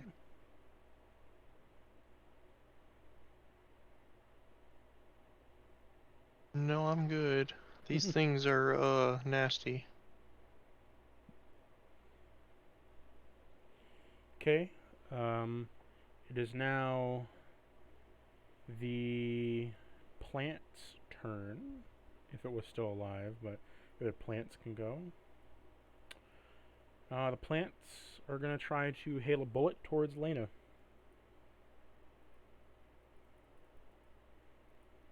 Can they seed bomb you? They miss. Okay, Lena, it's your turn. Okay.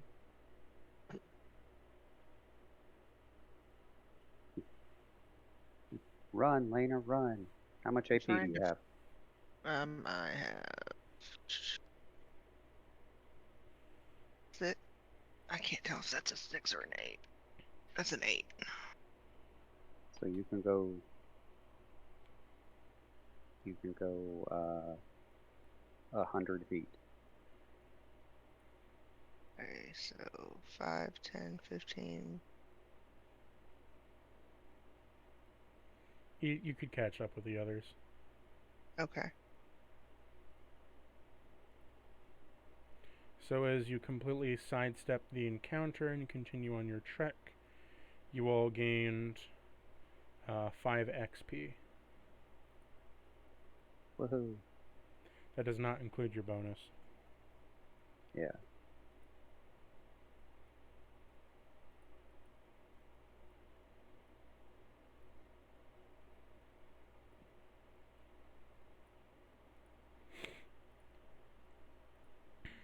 Okay.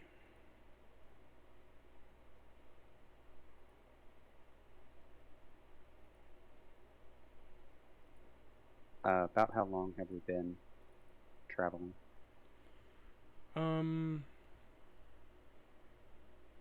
You've traveled for about 3 hours now. Okay. So when we put the rad pill into the water, does the water lose its normal effect and just become the healing water? The rad healing water? No, it heals your radiation, but the boiled water still gives you the healing effect, just not the radiation healing effect. Sure. I heal the radiation from the rad piece, which is fine, and then after that I still heal the normal hit points of the boiled water. Yes. Okay. So I'm gonna heal those 6 hit points back for the 3 hours. I rolled a 5 earlier, so I heal back 10 over 5 hours.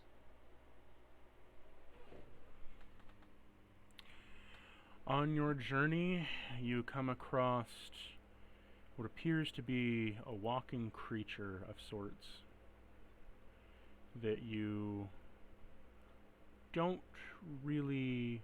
It's off in... not really off in the distance, but it is a little further away. It's quite large, though,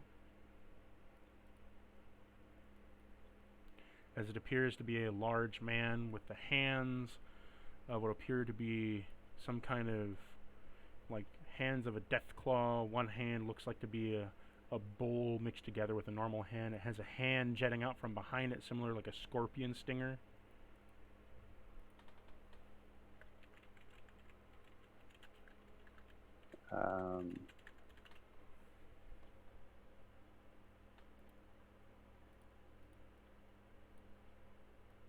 That don't look friendly.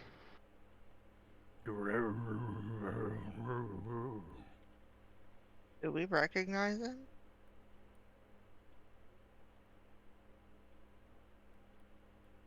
No, I don't I'm think- guessing as big as he's saying it is, it's It's about 10 to 12 feet tall, has fangs, much like a oversized gorilla mixed with a python. Sounds like someone's science experiment going wrong. It looks like its skin has been stretched over way too much muscle, as you can see the muscle and organs through a thin piece of the skin behind it.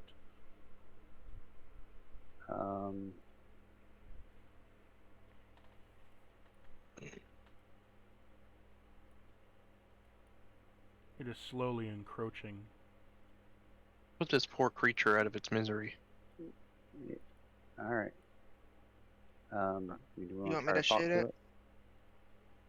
I mean, we can try to talk to it and see if it does anything, and if Oh. it looks hostile, we'll do that.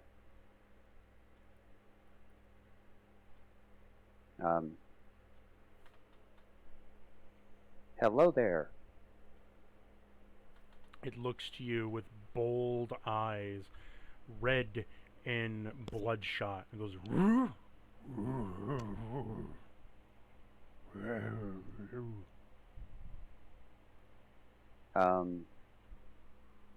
I pull out a couple Salisbury steaks and throw it at his feet. The hand that was from behind him reaches around, lanky and slow, as it picks up the meat, tossing it at its face, where it opens up and with a single bite swallows the steak whole. As its jaw unhinges to open up, grab the steak, and rehinge into place. That's terrifying. As it looks at you, it cocks its head and goes...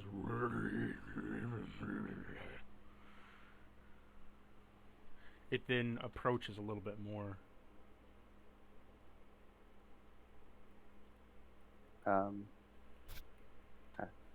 I handed another one.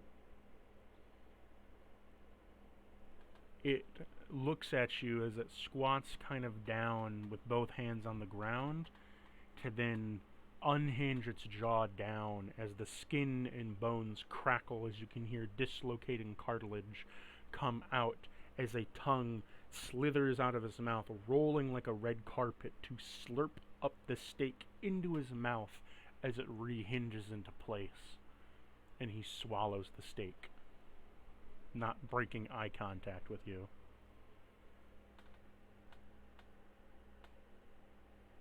Alright,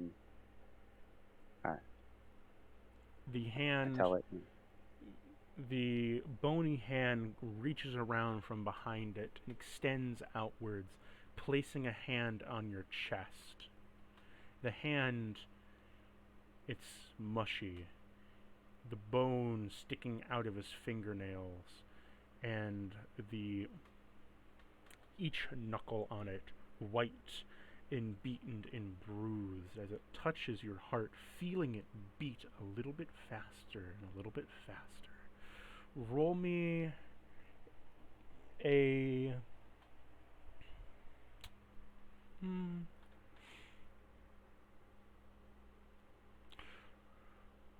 I would say roll me a insight. Not insight. Roll me a survival check to keep your nerves down. Okay.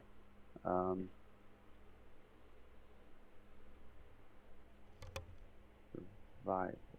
Oh, there it is. Okay. So that is a... Not this one.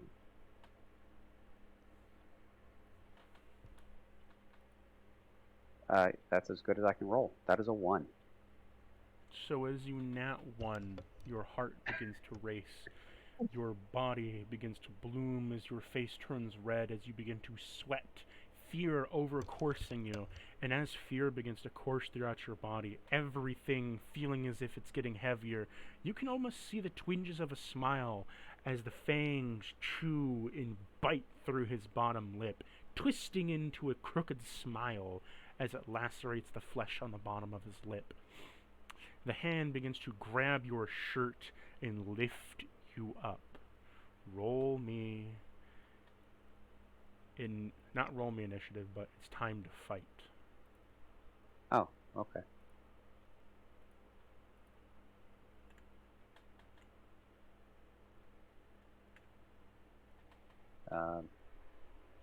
Sure. How do you think your character would feel about seeing this abomination just pick it up casually and just smile with a blood-curdled grin? At this point, I'm gonna begin shooting him right in the face as I shit myself. Like, Roll me another survival check to see if you're still instilled with fear. sure. Oh, I failed the shit out of that one.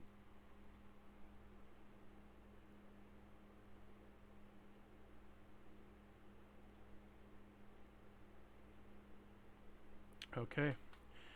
You try to bring your gun up as your hands begin to shake, or do you want to narrate this one? No, go ahead. Do you want to narrate your character being scared shitless, or do you want me to? No, you can. It's fine. Okay. Sorry, I didn't want to overstep on character boundaries. No, no. So as you pull your gun up to try to shoot this thing, your hands are shaking, your mind and your heart are racing as you look at this thing dead in the face. You've stared down a deathclaw, but you've never stared down an abomination face to face. As you try to scramble to put bullets into the gun, your hand slips as a bullet falls to the ground and tinks. You try another one, and it slips again as the hand and the sweat begins to curdle underneath the wood of your stock. You're unable to get a shot off.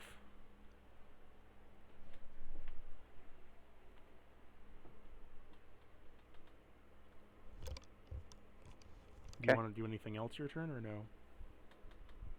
I mean, I'm going to assume I can't. I mean, can I? I guess I could. The only thing I could do was try to break free of his grasp. You could try to break free of the grasp. You could try to, like... Because there's still actions you can take. You just can't attack him with your gun. You're too scared to. It's kind of like staring death in the face and freezing up. Like, you could still... At this point, you know... You could still interact with... You could try to move out of his grip. You could try to... Yeah. Like, defend. You could try to pass on your AP to someone else.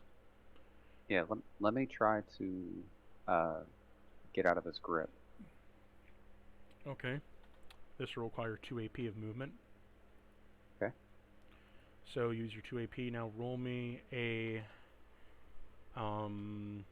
athletics. Athletics, okay. It's a 7. Using your movement, you're not able to get out of the grip quite yet. As you try and you struggle, you just feel, though, that he has a full iron grip on you. That, like, his hand, while it is piercing through, like, the cloth and holding you literally up by the rough sack of it, you try to slip your head out from underneath it, but his index finger and thumb kind of slip around your neck now, holding you up by the chin. As he reaffirms his grip.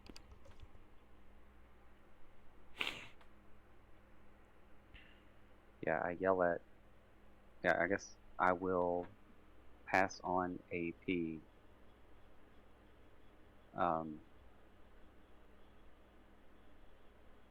to Lena.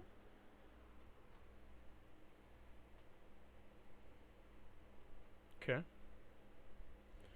So, just as a reminder, when you pass AP, you can pass to a player. Temporary AP, for every 3 AP is 1 temp AP. And it has to be used on that player's turn. Okay. So, you have a agility of what? 10. So, you have 20 AP, minus 2, that's 18.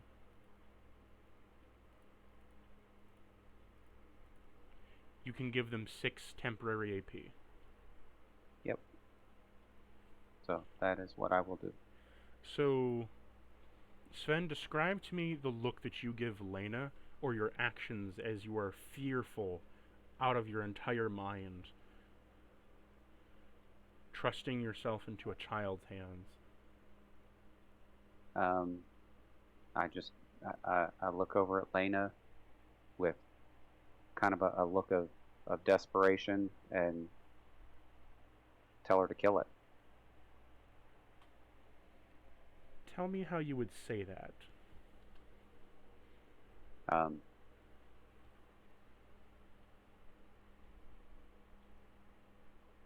Lena, you have to kill this thing to save me. Okay.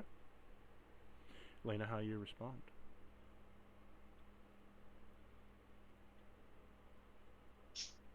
What do you want me to do? Shoot it? What do I do? How do I kill it? What is this thing?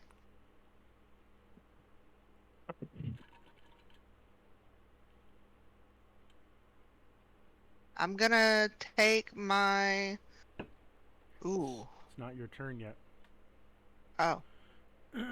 It is Virgil's turn. Virgil responds by pulling out his revolver. A big iron on his hip. A big iron on his hip. So, Virgil, how do you respond being a scientist, seeing this fucking abomination, this science experiment go wrong?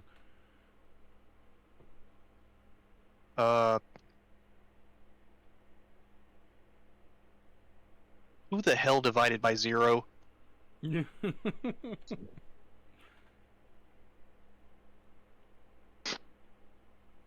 Alright, so... roll to hit. 53 hits. Okay. Then a D8.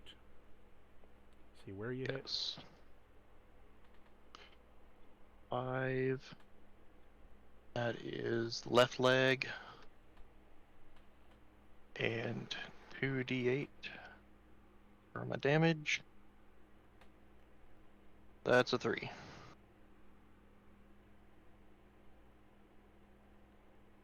Three plus Sven's charisma bonus. So +5. Yeah, 5. So 8. So you see it get shot in the leg as it takes a little bit of damage. Not a whole lot, as it appears the muscle has stopped most of the actual force of the bullet, acting like a natural sinew armor. Alright. Firing again.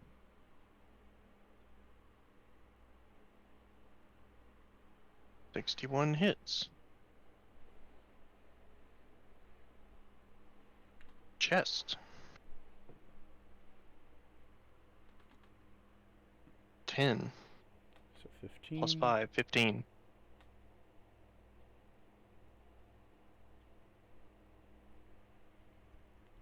A little bit more damage.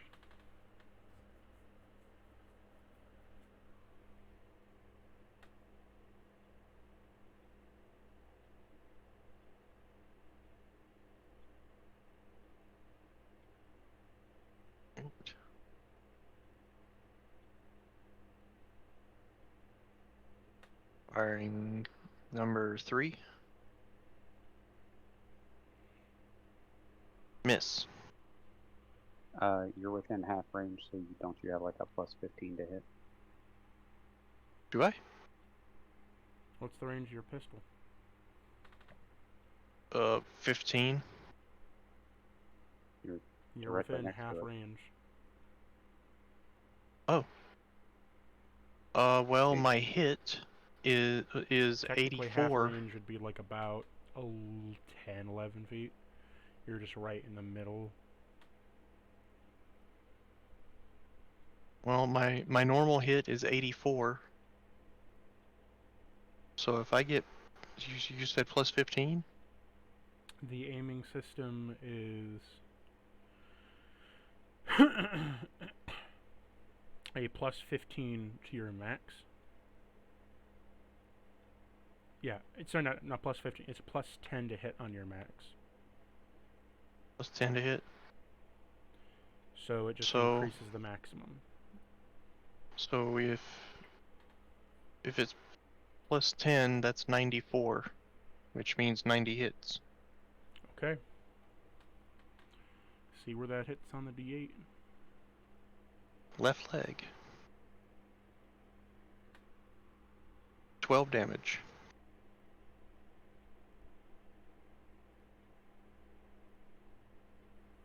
You seem to have That done was shot some damage 3. to him, but it's not seeming like it's doing a lot right now, but you are, hitting him over and over again, pumping a few shots into him, and he's kind of looking at you like, oh, I'm gonna get you. No, please die. Shot number 4. 42 hits.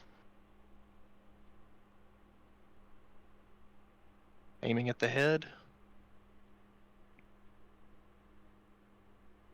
9 damage plus 5, that's 14.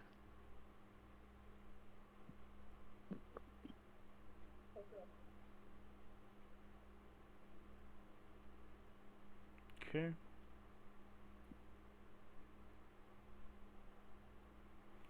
Is that it?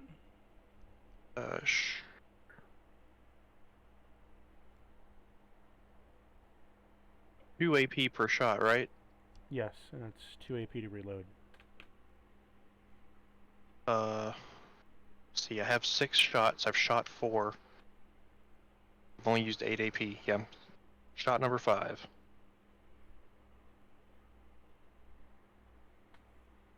That's 10. That hits. What's your crit? What's your luck? Oh, yeah. Oh, I am looking at the wrong thing.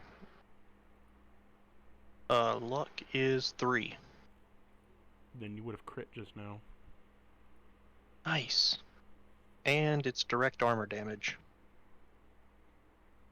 So remember, your luck of 3 makes you crit on a 10, 20, 30, 40, 50. Okay. 7, 8, 15 plus spins bonus, that's 20. Times 2 is 40. 42 is armor.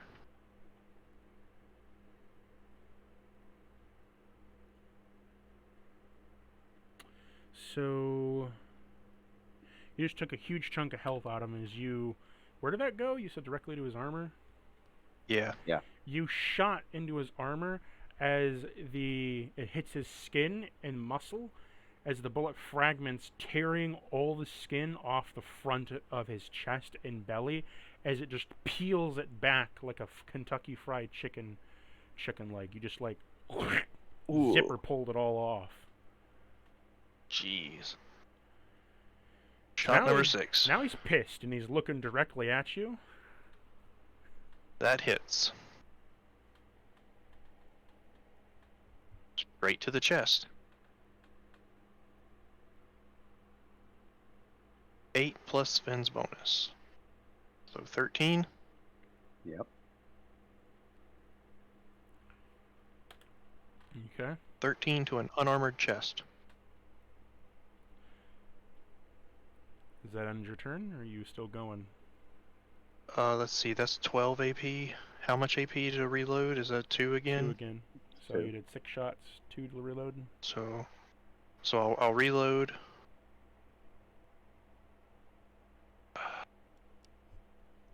That's 14. Yep, you have 6 AP. So I can do 3 more shots. Mm-hmm. It's at Alright. half health right now. It's not looking all that great. Shot number Bleeding all over the 1. place. That hits. So Robbie. Yeah. It's gonna move at its turn, and it's mad at you. Yes, I'm aware. I'm trying. So, well, I would use my next 4 AP and run. Or defend.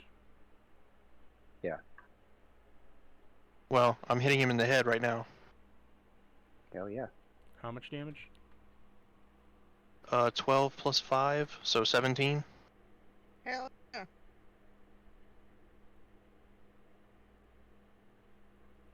As you shot it in the head, it goes right into it. As you see, the muscle is still kind of holding on to it as it's looking at you, eyes getting redder, either filling with blood or from the blood of you just shooting it in the head. It is pissed the fuck off at you. Alright, and now I will defend. Okay. How much AP does that take? I believe it's 2. That's a good question. To defend, it Yeah. takes 2. You defend yourself, putting your hands up to reduce any of the damage. Your defense is your agility plus your luck divided by 2 equals your new DT for the next attack. Okay. Nice. My agility is 10 and my luck is 3, so 13. Divided by 2 Divided by is 2. 7 Is that rounded like- up. So you Okay. have a DT of 7 now for the next incoming attacks. Okay. So Are you it's gonna- Are you gonna run with 2 and then defend? To burn all your AP? Sure, that sounds you gonna- good. I'm just asking. So- I didn't know. You get 25 feet of movement. Yeah, that looks so good. as you run away, it follows you as it's now its turn. It is going to throw Sven at you. Oh god. Sven, I got you free. I'm coming for you, Elizabeth. He hits as he just chucks Sven at you at full force, combined with God. his strength.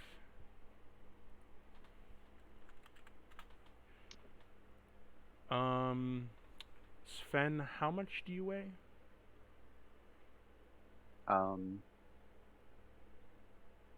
I didn't really do a weight. I'd say probably like 175. Okay.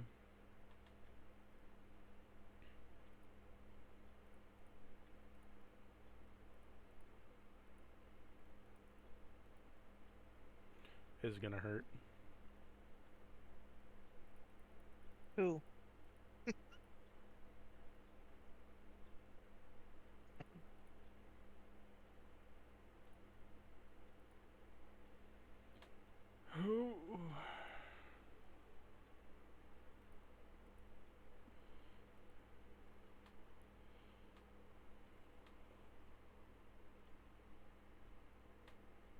So you take an immediate 30 damage, Virgil, Oh fuck.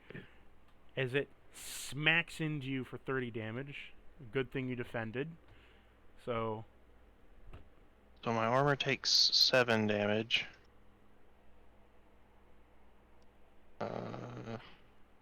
That's 105. And I take 23. yep. As it just throws this thing at you.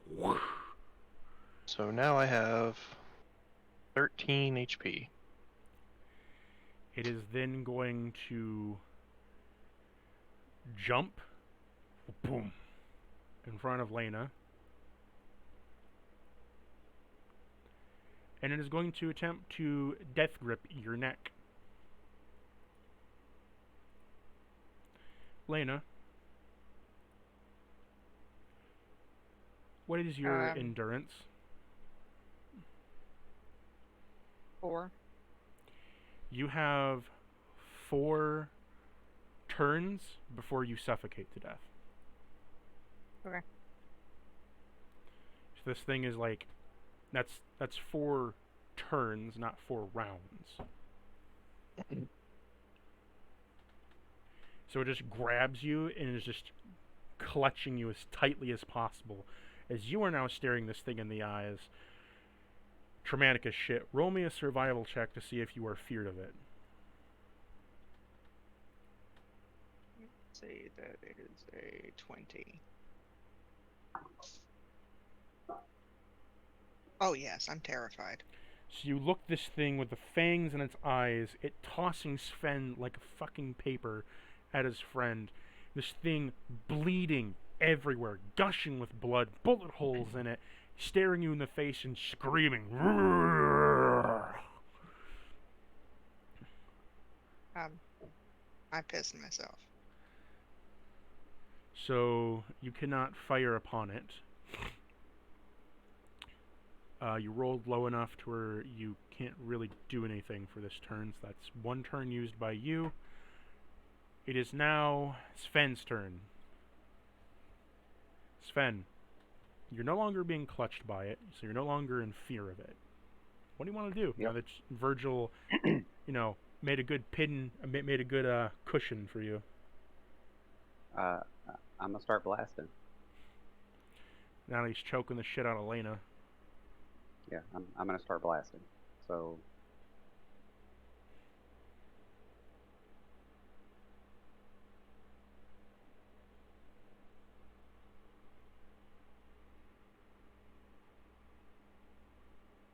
that hits.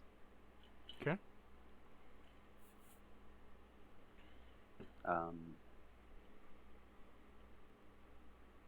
Chest. Okay. That'll be a 20 total. So you shoot straight through its lung. Bang! As it whizzes past Lena's face.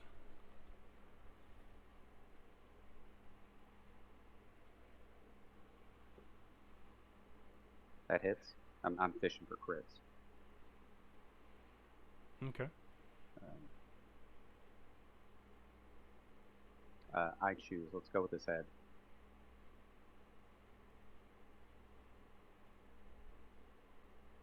$21. So, Lena, you see as it begins to unhinge its jaw, the tongue coming out of it, dislocating, it's spreading its jaw open with its teeth to try to surround the bottom of your jawline and neck.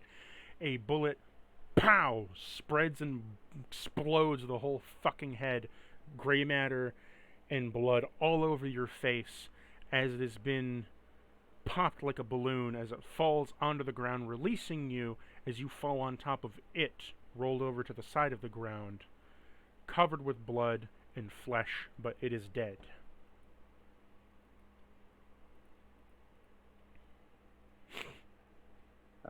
I immediately run over, pick up Lena, and hug her and just tell her, you were so brave. You were so brave. That was awful. Is everybody okay?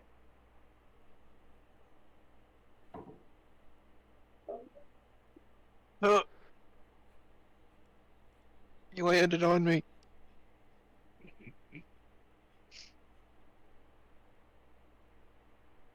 I'm pretty sure I'm puking over here. Vomiting out of fear and or adrenaline. Yes. My bones. And disgust. My bones on the beanbag.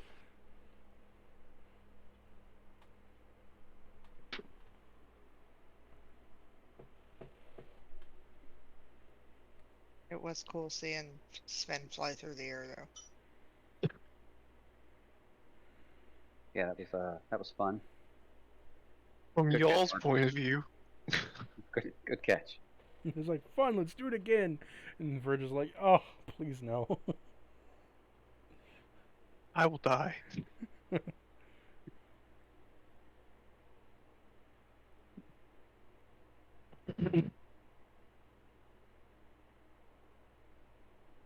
I'm gonna look around, see if we can find anything useful. You do find something useful, though, as it's lying on its back. There is a symbol carved into its back.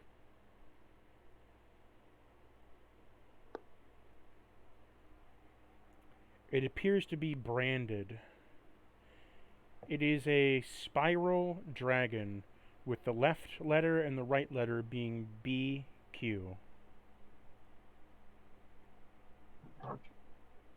Black quartz. Hmm.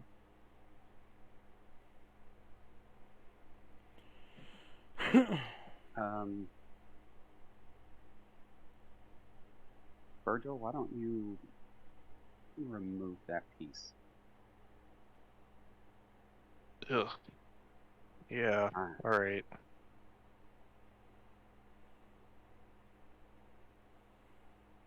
I carefully remove the section of flesh that has the brand. Roll me a sleight of hand.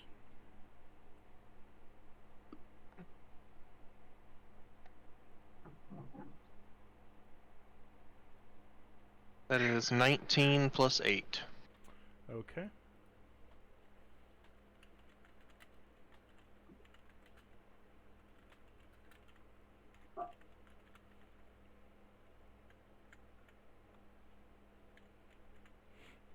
You have one Black Quark skin brand.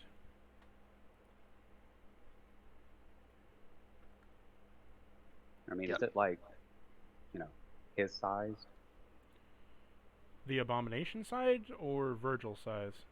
No, like the abomination size. Like or is it like the same size as it would be on like a normal person?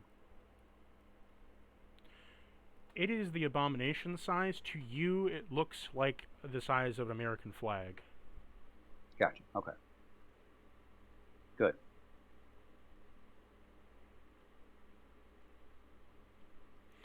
The smell coming off of this thing is a weird smell. It smells like A1 sauce mixed with sweet candy antifreeze chemicals. Ugh.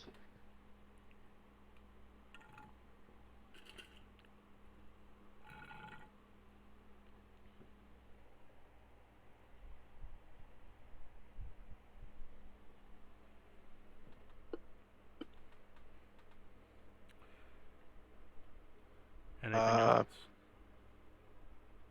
Search around it, see if it has anything else useful on it.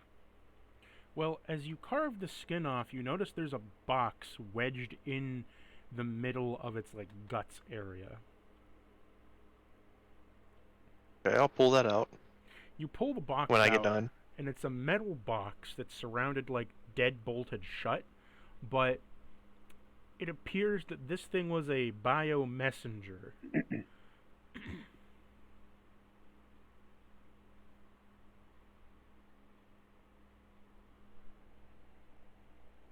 Hmm.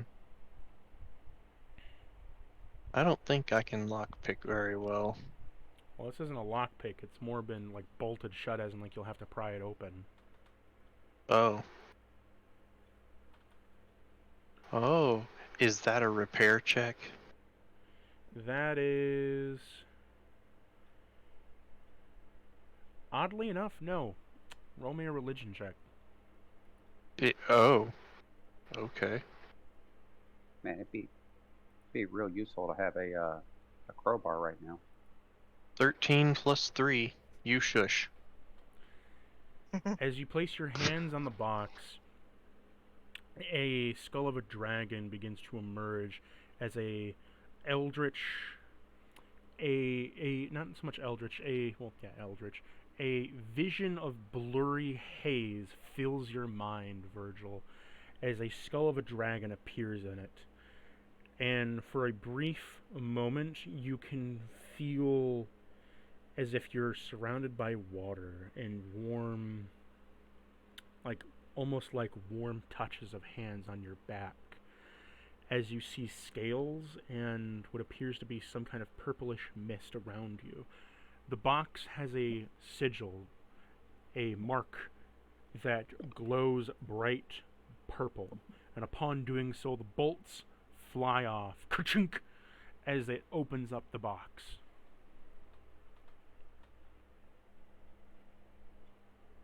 That was trippy as fuck. I opened the box.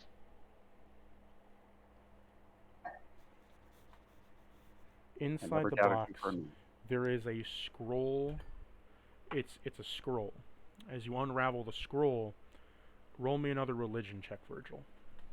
This time with a +2. 13 plus 3 plus 2. So 18?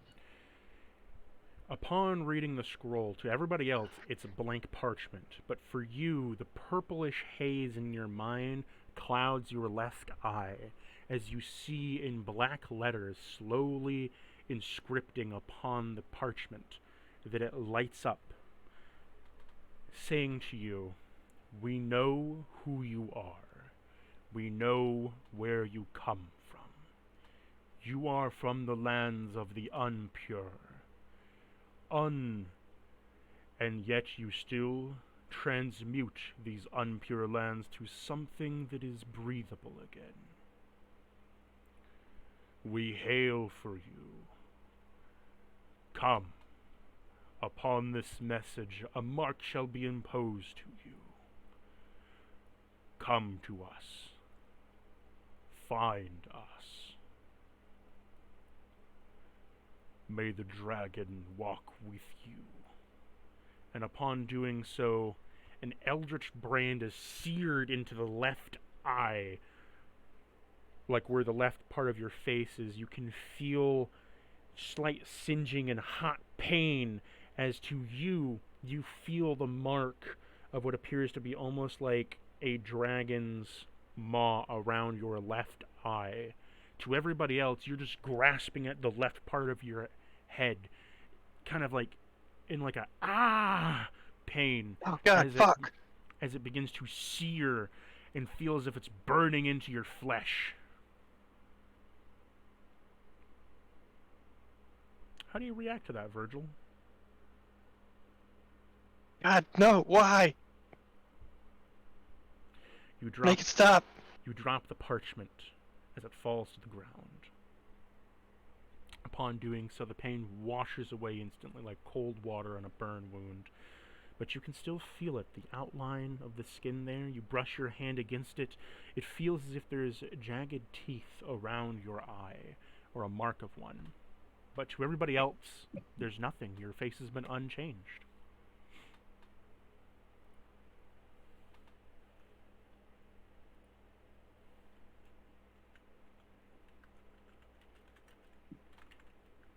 You guys see all of that? You opened a box and picked up a piece of paper. What did it say? Said they know who I am and that I need to come to them. Who? They didn't say.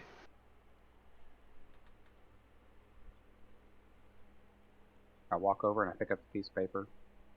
You pick it up. It's a blank parchment of paper. Nothing happens to you. There's nothing on this.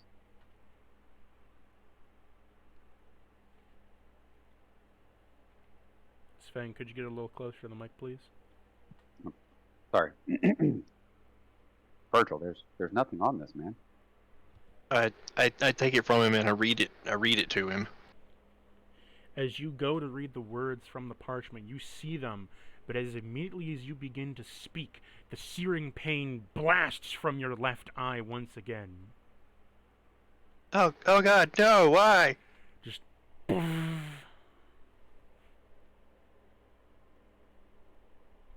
It won't let me read it out loud.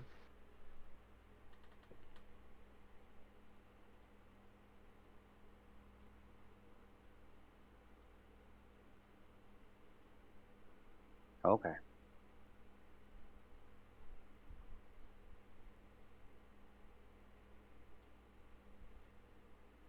Hey, baby, you're muted. Sorry.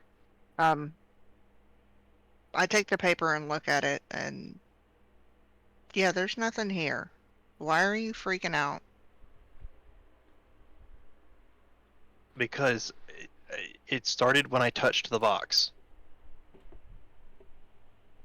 Okay, fine. I touched the box.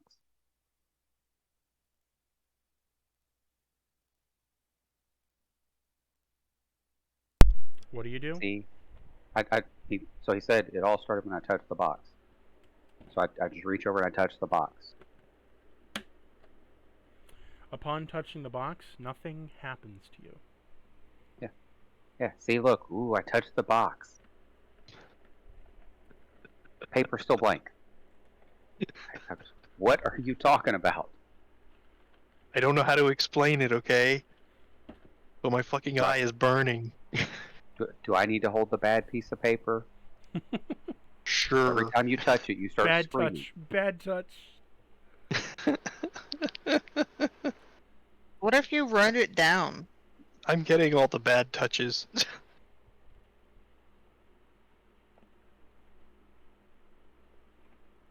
Did you hear what Lena said? I don't know. I Yeah, try to write it down. I'll hold the paper so you don't have to touch it.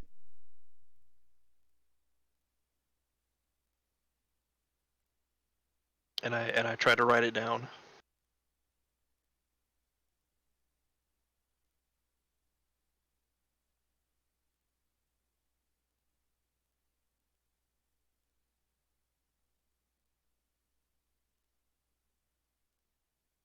Sorry, I was cutting up ice. So as you write it down, right? Mhm. You can see that as you try to write some of it down, the pain kind of sears into your head a little bit. Roll me another religion check to push through. Oh my God. That one. Poor bastard. The pain overwhelms your entire body as you pass out from it completely, as it fills your brain with such pain, and you pass out. Upon passing out, you hear a voice different from the one you heard before, as it says, "Come, my dear child, I beckon for you. Your soul seeks to transmute. Your soul seeks to gain the infinite wealth of knowledge.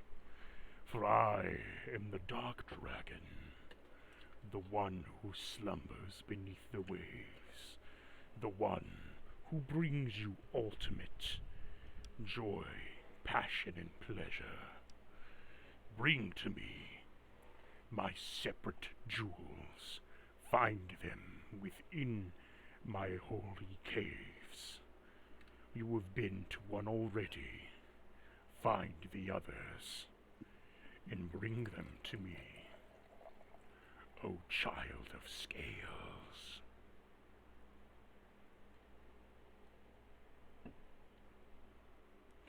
Five minutes or so pass by. What do the rest of you do while he's passed out? Let me see.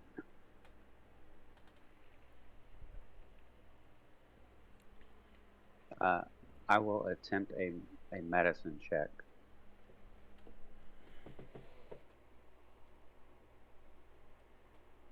61. I need a 24.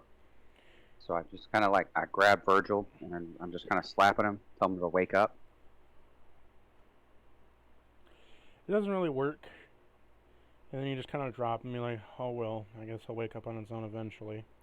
5 minutes pass by, and Virgil, you wake up in a cold sweat. Holy fuck, dragons. Like the fairy tale thing? Yeah, it was talking to me. That was a weird dream. I think you may need something to drink.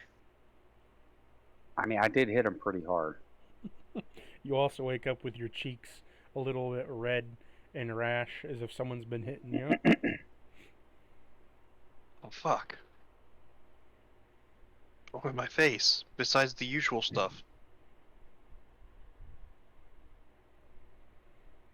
Alright, you ready to move? Like, you just, like, I- passed out. I would like to do some first aid. I took a pretty heavy hit.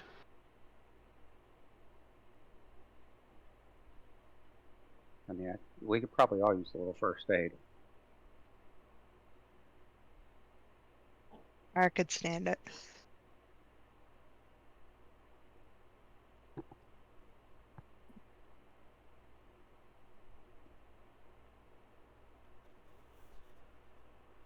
I forget which one's better for just replenishing health points. So, go to the first aid section under Command NPC. You have to roll under your first aid, and then you'll see the amount you can heal. Right.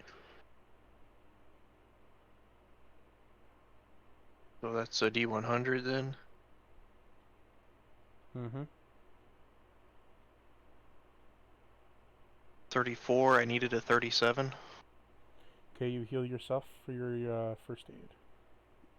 Yay, 16 points. That gives me 29.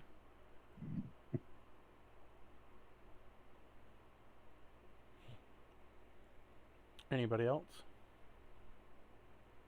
Yes. You I may as am well just go around the looking. room, Virgil. Yeah. Alright.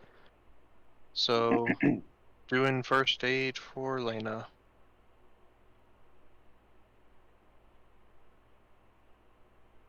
I did not succeed. Darn. And for Sven, I succeeded worse.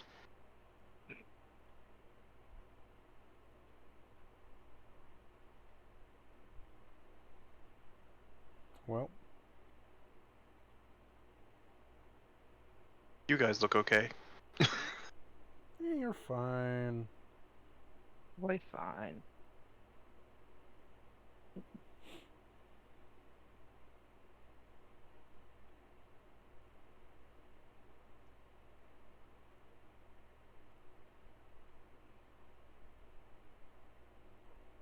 The dream was weird. The dragon wants me to find gemstones in caves, and apparently we've already been to one of the caves.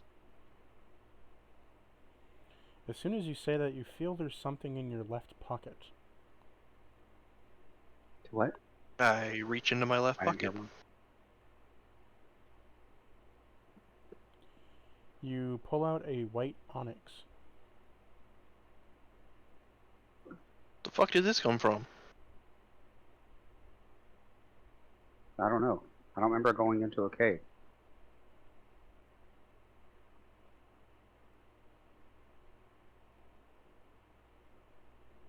When did we go in a cave? Well, I didn't go in no cave. we went into that bunker.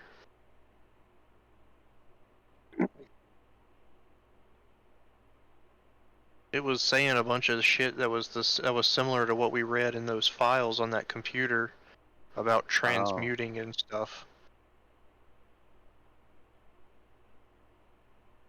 And so you took that when we were in there? No, I don't know how I got this. I mean, you took it. It's in your pocket. What do you mean? I mean, it wasn't in my pocket before. Now it is. Or was.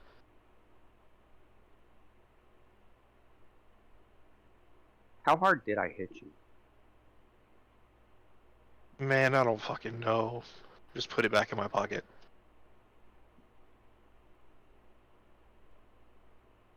I don't remember seeing anything like that.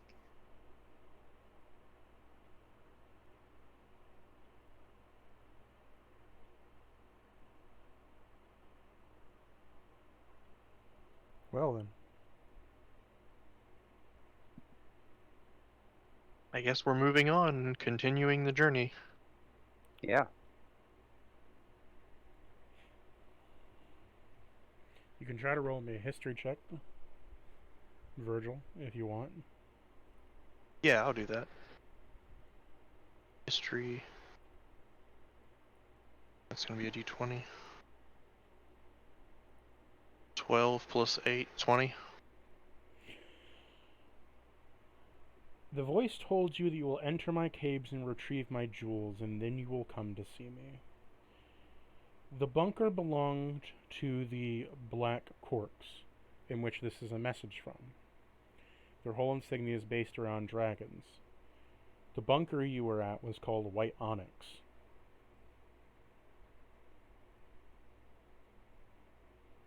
And what was in your left pocket? A white onyx.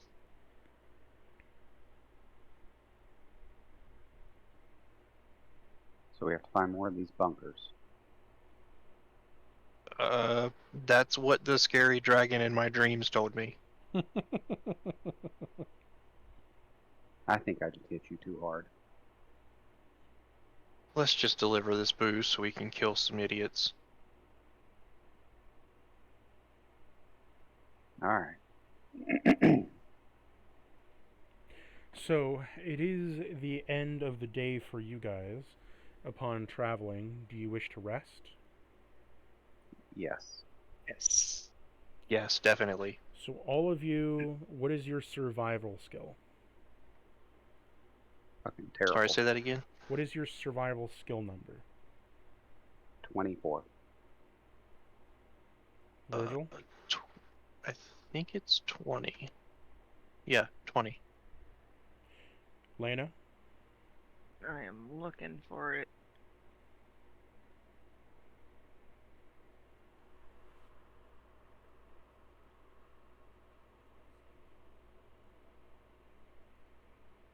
Where is it? It's under skill points. Like the 5th one down. Aha. 40. Or no, the skill point Yeah. is 36. Okay. Then divided by 2.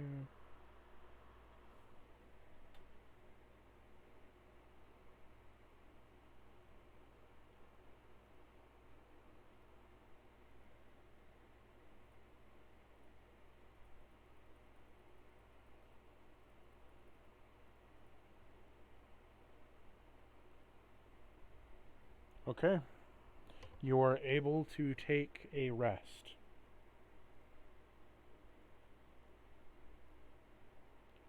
Do you want to sleep for the whole night? Lena does. Yeah. Okay. Take your endurance and, do your normal rest numbers, then times it by 2 for a long rest.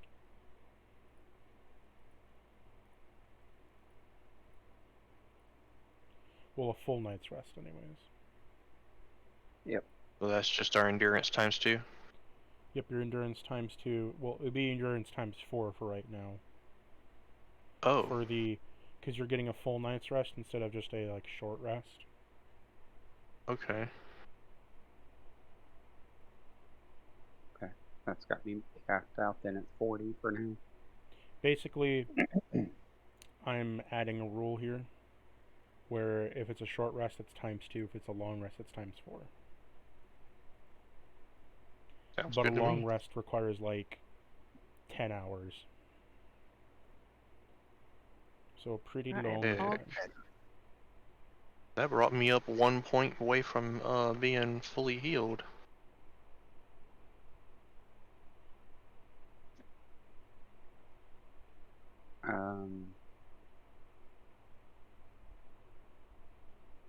So that would run us to the morning.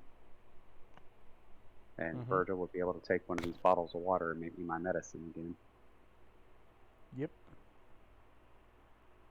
Yeah. Alright. When we get up, I'll check my Pip-Boy.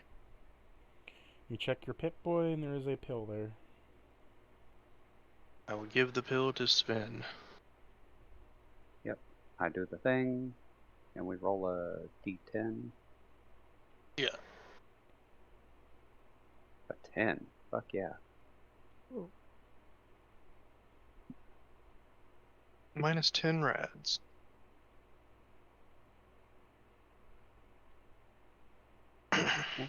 You're almost looking normal again. Almost. And I'll heal for 8 off of the water over 4 hours.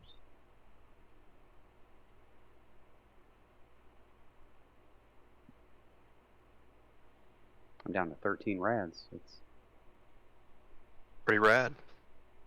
yeah. I don't know where y'all are at on them. I don't have any.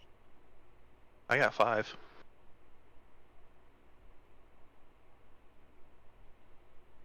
Okay.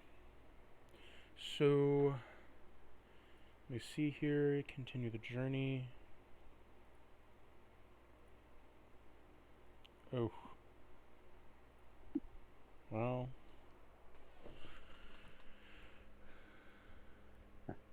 I didn't tell I me don't how like much that. experience you got from that abomination, by the way. Sorry. No, you did not. I was about to ask that. 45 experience. That with Swift Learner? No, that's not with Swift Learner. You apply that on your own.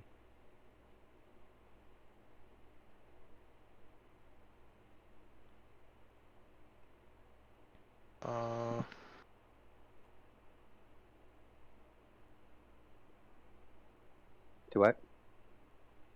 You got 45 experience from the encounter. I'm not keeping Yeah. track of your Swift Learner, so you apply that on your own. Yeah. 45 plus 15. Yeah, plus 15 per rank. Yep. Well, So yeah. 15 per accrusion of XP, so if it was multiple enemies, each one would give you 15. Yeah. Or multiple sources, anyways.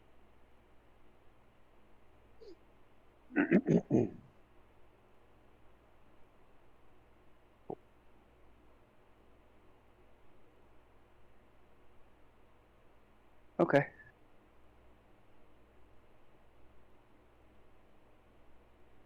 Is everybody ready to long- continue? Yep. That is a long journey to level 5.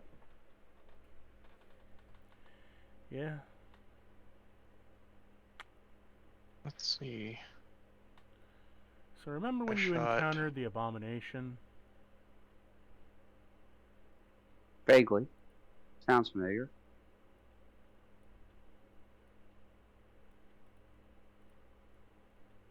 You rolled just low enough to have 3 more of them show up. Oh no. Excuse me?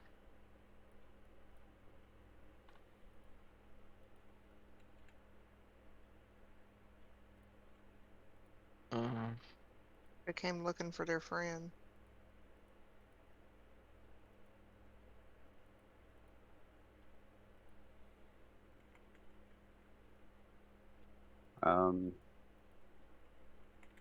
We should run.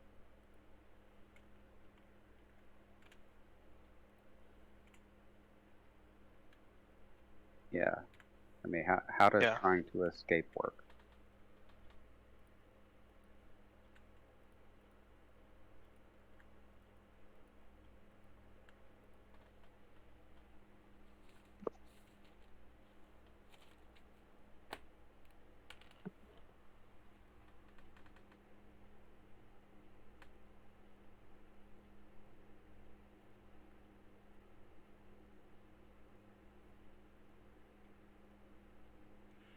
Depends how you're wanting to escape.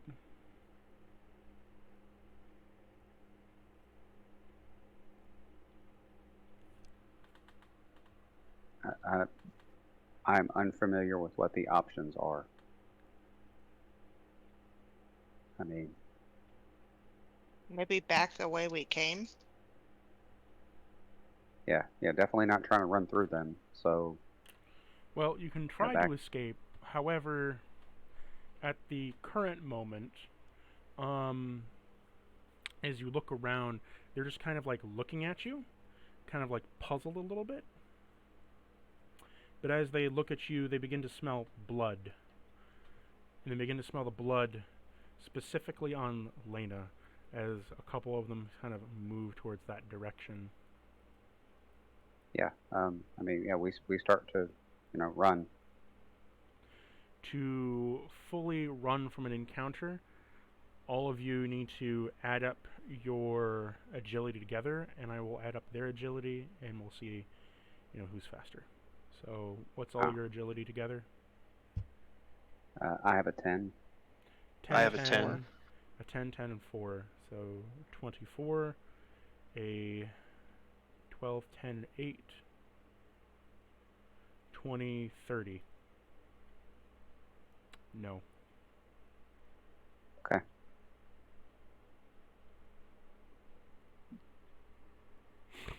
It is time to fight.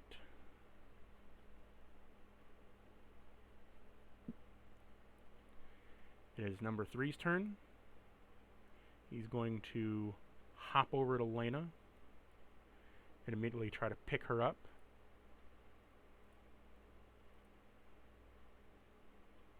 He misses. As like a hand just kind of misses around. Lena kind of ducking immediately, as you don't want to be picked up by the neck by one of these things again. No, I don't. He's going to try to grab another 2 times. Misses again. Misses again. And misses for a final time. So it just tried to like grab you 4 or 5 times, like just ducking and weaving. Sven, your turn. Um,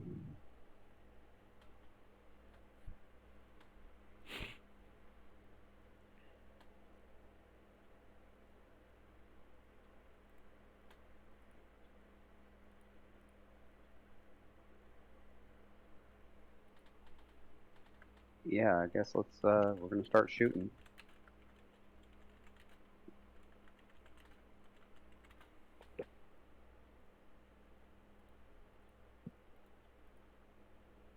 Um, we'll start with, I'm gonna go with number 1. Okay. So, I mean, it hits. Okay. Right arm.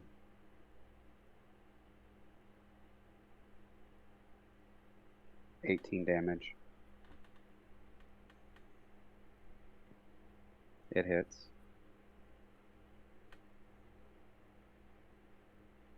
Left leg.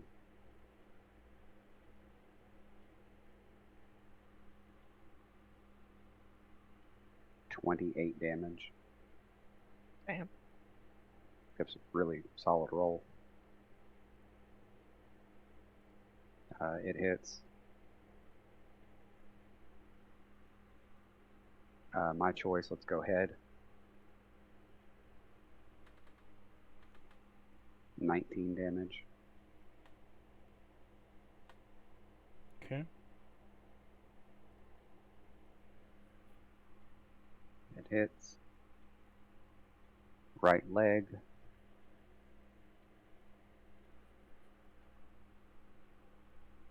$18 damage. You almost killed it.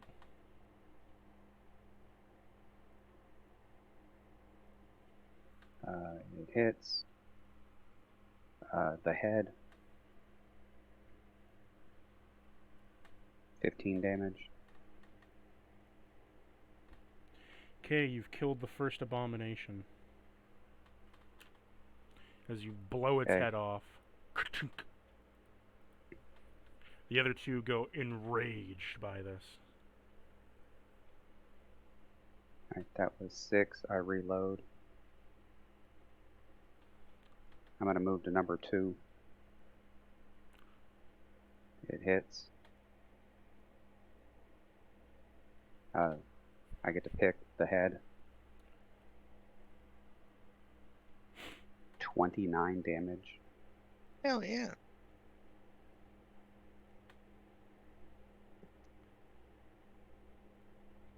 Again, I hit. Right arm.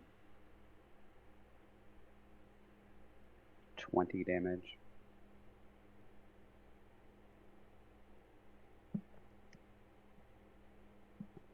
I hit. Okay.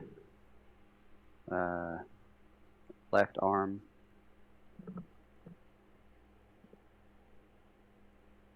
20 damage. End of my turn.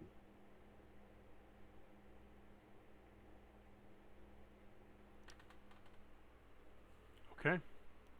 As that ends your turn, you have killed one of the wasteland abominations. And while they do appear to be bigger, they don't appear to be quite as strong as the other one, as their skin's like a little bit weaker. They don't have the extra arm. They appear to be like a little bit less beefy, more lean. Just to say, like, not all are created equal. Gotcha. Virgil, you're up. Virgil, All right. as soon as you see these things, right? But before you do Okay. anything, you feel a slight burning in the left of your eye again, but this time you can see a purplish mark on the forehead of these creatures.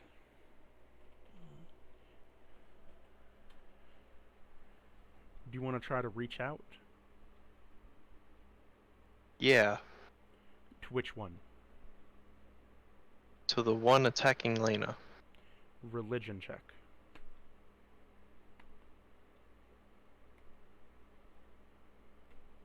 Ten plus 3, 13. Okay, as you reach out, you can feel like a moist warmth surround your skull, and its gaze kind of shifts a little bit from Lena as one eye slightly looks at you, then back down at Lena. And upon doing so, you feel a slight connection to this thing now. What do you want to do? You now get to use you now get to use the command NPC. Yeah, okay. Or you Probably can won't try, make that roll. or you can try to. Yeah, I'll try. That's D100, right? Yep. If you choose to use the Yeah. command NPC action. No way. Didn't work. I needed to roll less than 23. Okay. So that used 2 AP, I think. Yeah. I think. Yep, 2 AP. So that used up 2 AP. You were not able to influence them.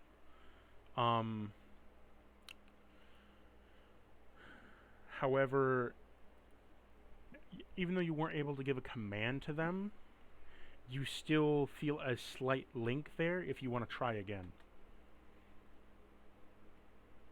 Yeah, I'll try again. Okay? No, I rolled even worse. The connection is completely severed as it now stares back down at Lena, and your head kind of reels from this. Oof. Well, when all else fails, gun. Which one are you So I'm attacking? gonna attack number 2, the one that Sven had already started on. Okay. That hits. With what? My revolver. Okay. 6 is the chest. 4 plus 5 is 9.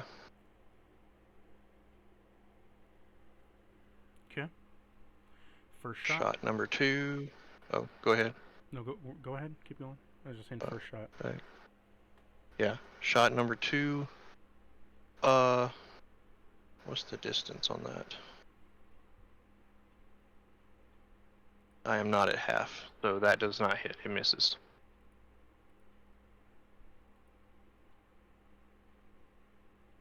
Shot number 3. That hits. In the chest. For 10.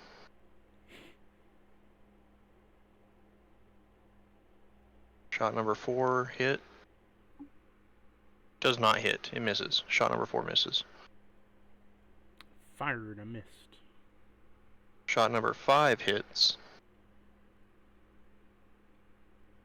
In the right arm. For 13. Shot number 6 hits. This one's putting up a sturdier fight. In the chest. Chest is now crippled. For 16. Okay, so that's the full load. That's 12 AP plus the 4 So, that I used trying to reach out. yep, as you do that, you kill number 2. Bang! Oh, cool. Dead. 12 plus 4 is 16. As you blow a So hole I can- straight through its chest and pop the heart out a little bit. I'll use 2 AP to reload, and I'll use my last shot on number 3. Warning, if you miss, you're going to hit Lena. And I don't have enough AP to aim. You want to risk it for the biscuit? Yeah. I hit. Lucky Lena. In the head. Whoops. That was supposed to be 2. 12 plus 5 is 17. 17 damage to the head. End of my turn.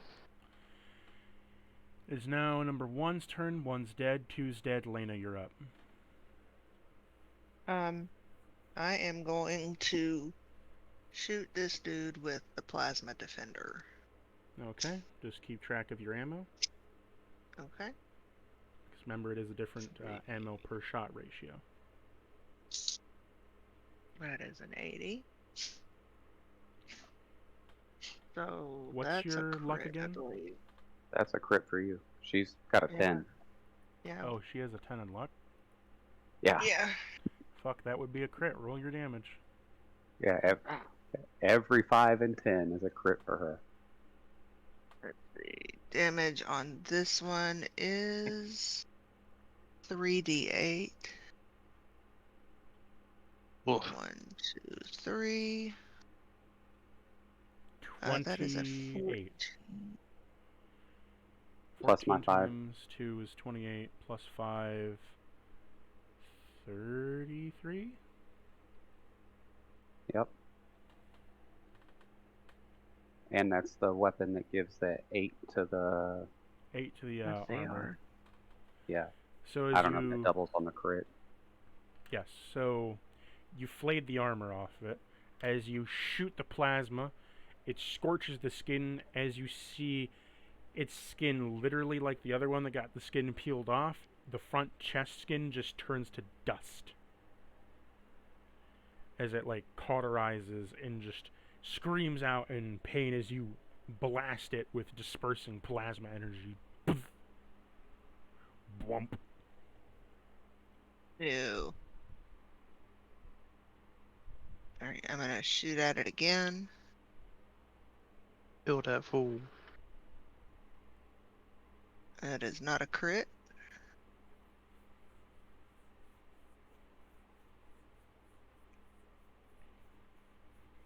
(11 plus 5 is 16. Oh, I gotta roll where? What D8?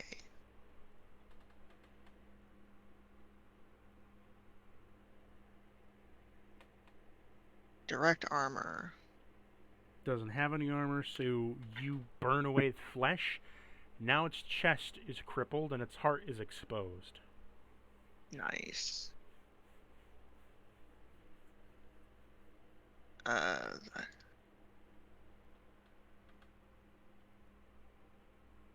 62. Direct armor again. So it's a crit. Oops, that's the wrong dice. Still And wrong. one more. That's still 2d8. Crap. That's what I'm trying to roll. No, you're Right. supposed to roll 3d8. Oh, shit. Don't short yourself a dice. 15 times 20. 2. So 20 30 times plus 2 my is 5. 40. Yeah. As you blast its heart, you liquefy its rib cage into hot plasma as it drips down the sides of it, burning through the flesh as it's screaming in pain. You can now see the open heart just pumping as it like dangles like a church bell in its cavity. I can attack one more time. That's a crit. Fuck this dude. 2. The right leg. Yeah. I was gonna say if it was I wanted to chest, see that her would have roll. been it wouldn't been double crit. If it was chest. I was gonna say I wanted to see her roll armor on that one.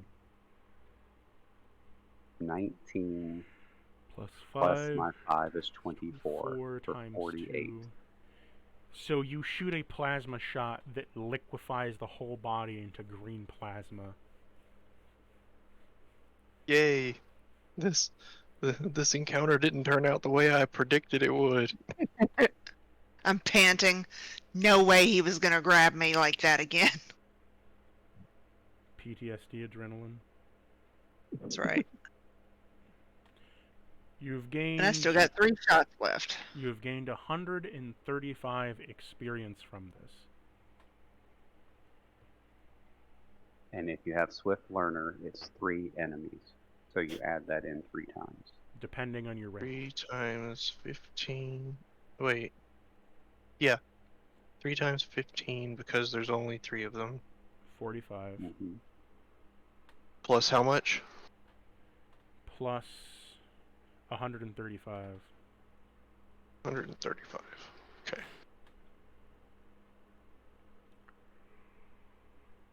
But Sven's getting a little bit more because I think he has the second rank of it, right? I do. Yeah, I've got 2. So how much does that give you?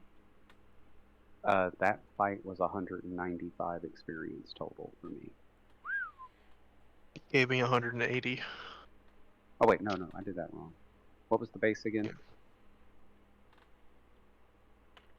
What was the base experience on him? It was 135. Yeah, 135. I'm sorry, and then I get 30, 60, 90 for 225. Y'all are killing me. Sorry. I have no idea what my numbers were now. I don't know how much XP I had. If you change it on your sheet, just hit undo, and that way it'll go back to what it was.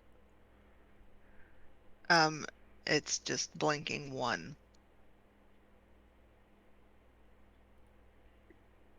Okay, there we go.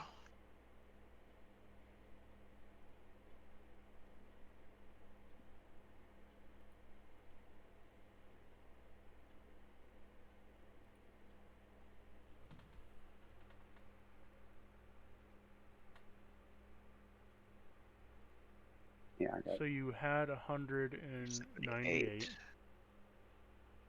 I got it now. 378. Okay. Continue with your number talk. Thank Why you for is pausing. the... hold on here. Why is the general checks for your acrobatics so spaced out? It is spaced out like that because we copied the I copied in the hit chart over under dice, and it's a bunch of lines of text. Like that's just the start of that. Like once calculated, you will roll a blah blah blah blah blah. So it auto height it did an auto height for that field to make the cell fit. Oh, I see what you're talking about.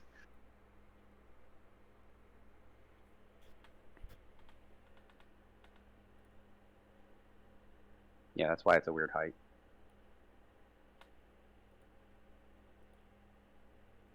I did the same thing on hers. I wanted that chart easy to find while I was rolling damage and shit, so I wasn't having to flip between pages.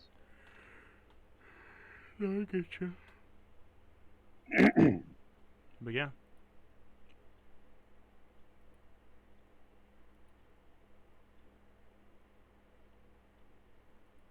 And then we will search them. Well, again, on 1 and 2, you find the Black Quark's signia, right? Yeah. But you don't find anything in the bodies overall. Nothing but flesh, and the third one's been reduced to a pile of molten goos.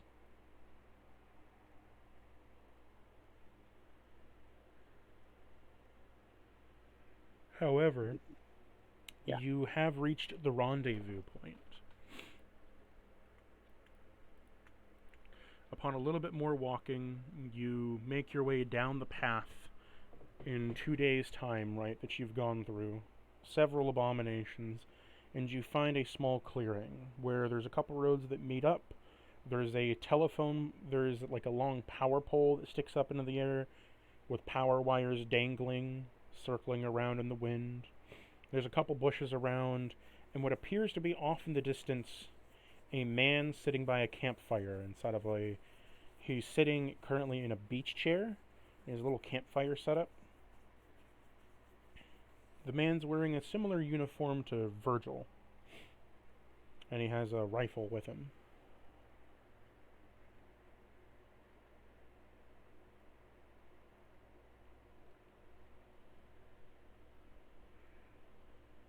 All right. Yeah, let's go talk to him. Okay. Roll the keg up there, I guess. I imagine just one of you has been like carrying it in like a backpack kind of thing. Yep, just kind of passing it around as it gets too heavy to keep going. So as you walk up, do you just drop the keg by him, or? Walk up and go. Oh man, finally made it. This damn thing was heavy. Where's everybody else at? What? Did you not come with rest of party? Rest of party is dead. We barely made it out with just the one keg. How did fat man in boxer give you trouble? They hired some goons. Oh, well, at least you made it out alive. Do you have the papers?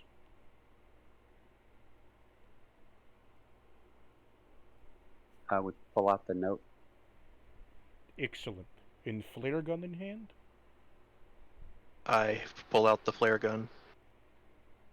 He checks the flare. Okay, good. It is good to see you. I'm sorry to hear about friends not making it, but it is to be appointed. Some losses you cannot take. Now, I'm waiting for the rest of crew to meet up here at operation. It is still early in day. Well, about mid... He looks to the sun. About midday. Yeah. We shall wait here by campfire and make sure that all is well.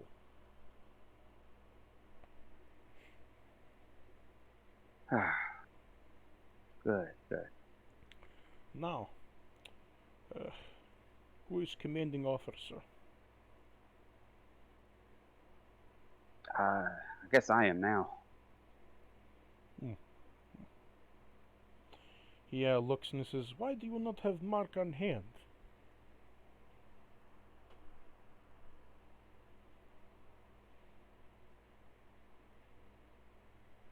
He points to your palm where there's no tattoo on it. When we stripped the bodies, did both of them have the marks? Yes. Okay. They haven't given us our marks yet. They sent us out as trial run. Roll me a speech check, Virgil.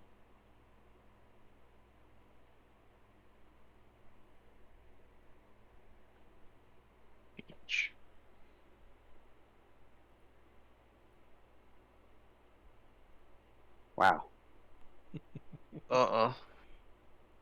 Not happening. This is new trial. I've never heard of this trial before, because all new recruits get mark at first junction. You mean they were picking on us? He narrows his eyes a little bit and looks to you, Sven. So, you are commanding officer, yes? Well, like I said, I guess I am now. Then what is name of general who gave you command? So maybe I'm not clear on this. Yeah, I'm commanding officer now because the one who came with us died. Then you will have no troubles remembering if you were appointed, as you say you were. Who is your commanding officer?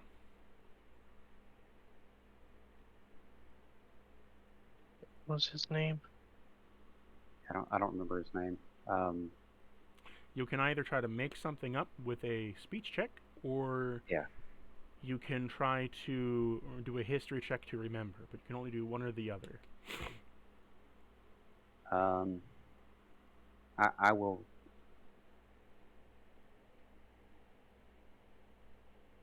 I will just try to make it up. Okay.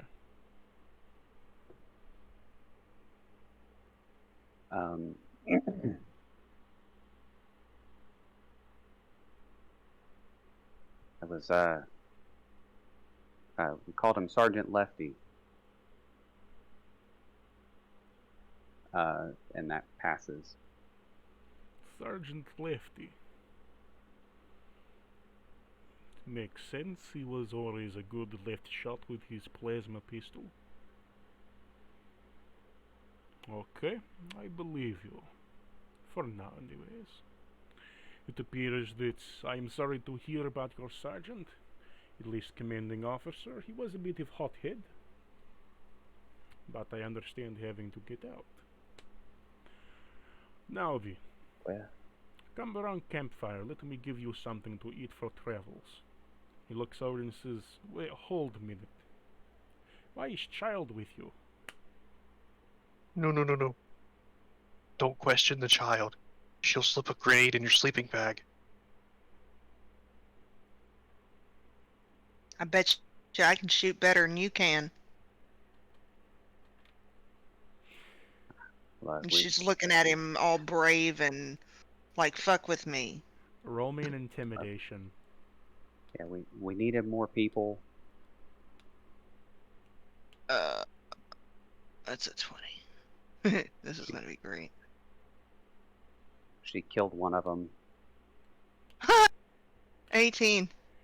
So he's like, "Well then, excuse me, little girl.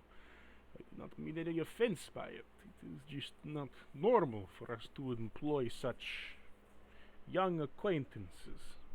And he gives Virgil a look of like, "Oh shit." They haven't got you. You don't have. See, it's like they don't tell everybody. Maybe they're experimenting with our group. I don't know. They didn't do the tattoos. We have a little girl. Yeah, maybe it's so we can get into these settlements easier. Not raise all the suspicion that you do. This does make sense. I'm sniper and I am not normally put on assignment like this. It is quite odd that I'm out in the middle of nowhere with no sniping position, in the middle of Fuck Junction.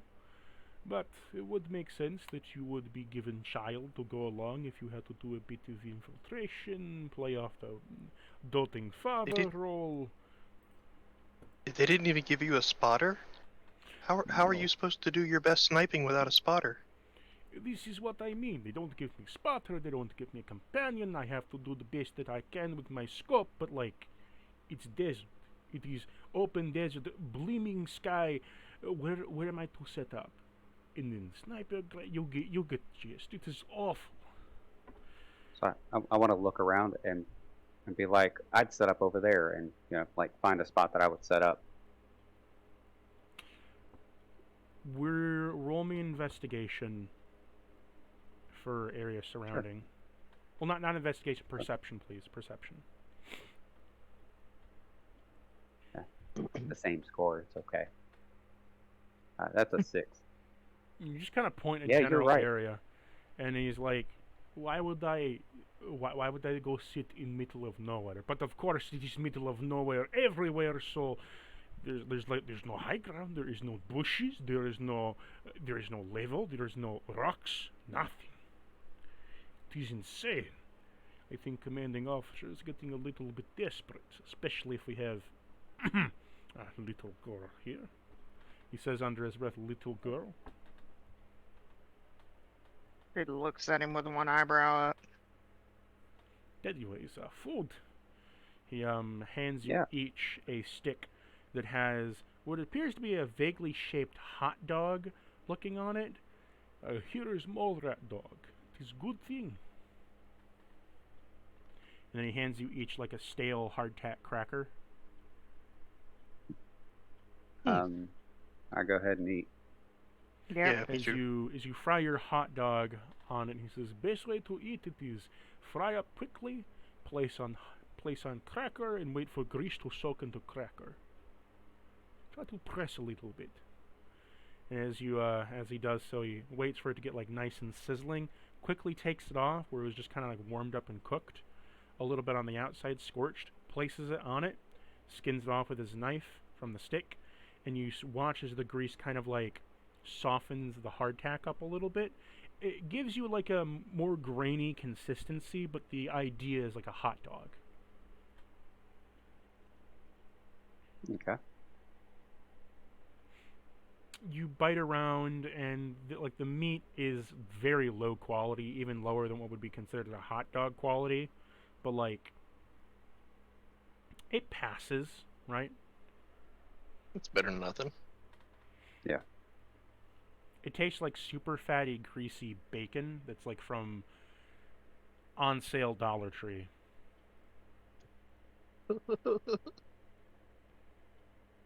When it's on sale in Dollar Tree for 25 cents a pack, and it's 1 day to an expiration date. Oh God. Yeah.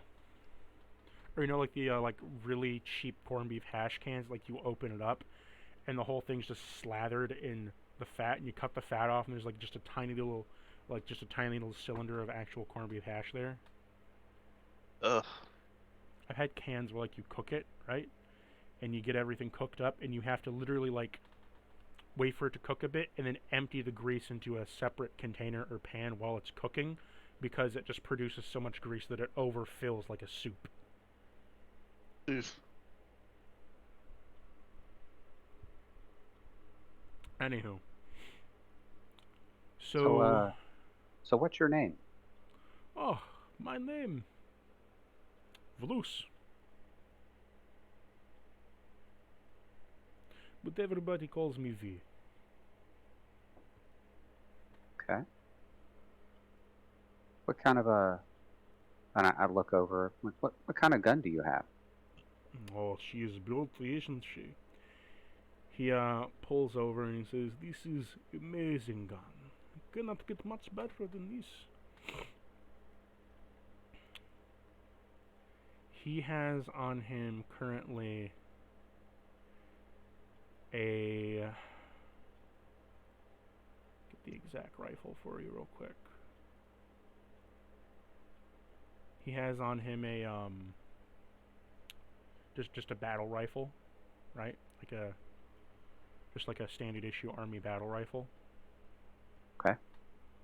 It is not base sniper rifle, but she is beauty for what I do. I never have to do long range shot, thank Lord.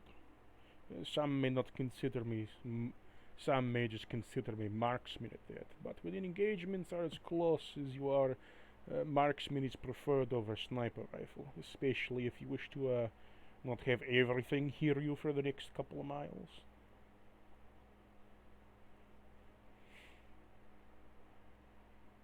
That's a fine weapon. Well, thank you. She is beauty and she is mine. There are many guns, and there are many like it, but this one is mine.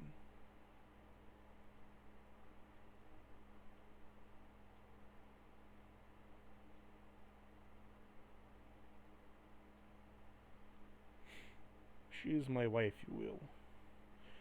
And as you go deep into conversation, time passes on until eventually night comes. And before we get to the next bit, I am going to end session here. Yeah. Nope.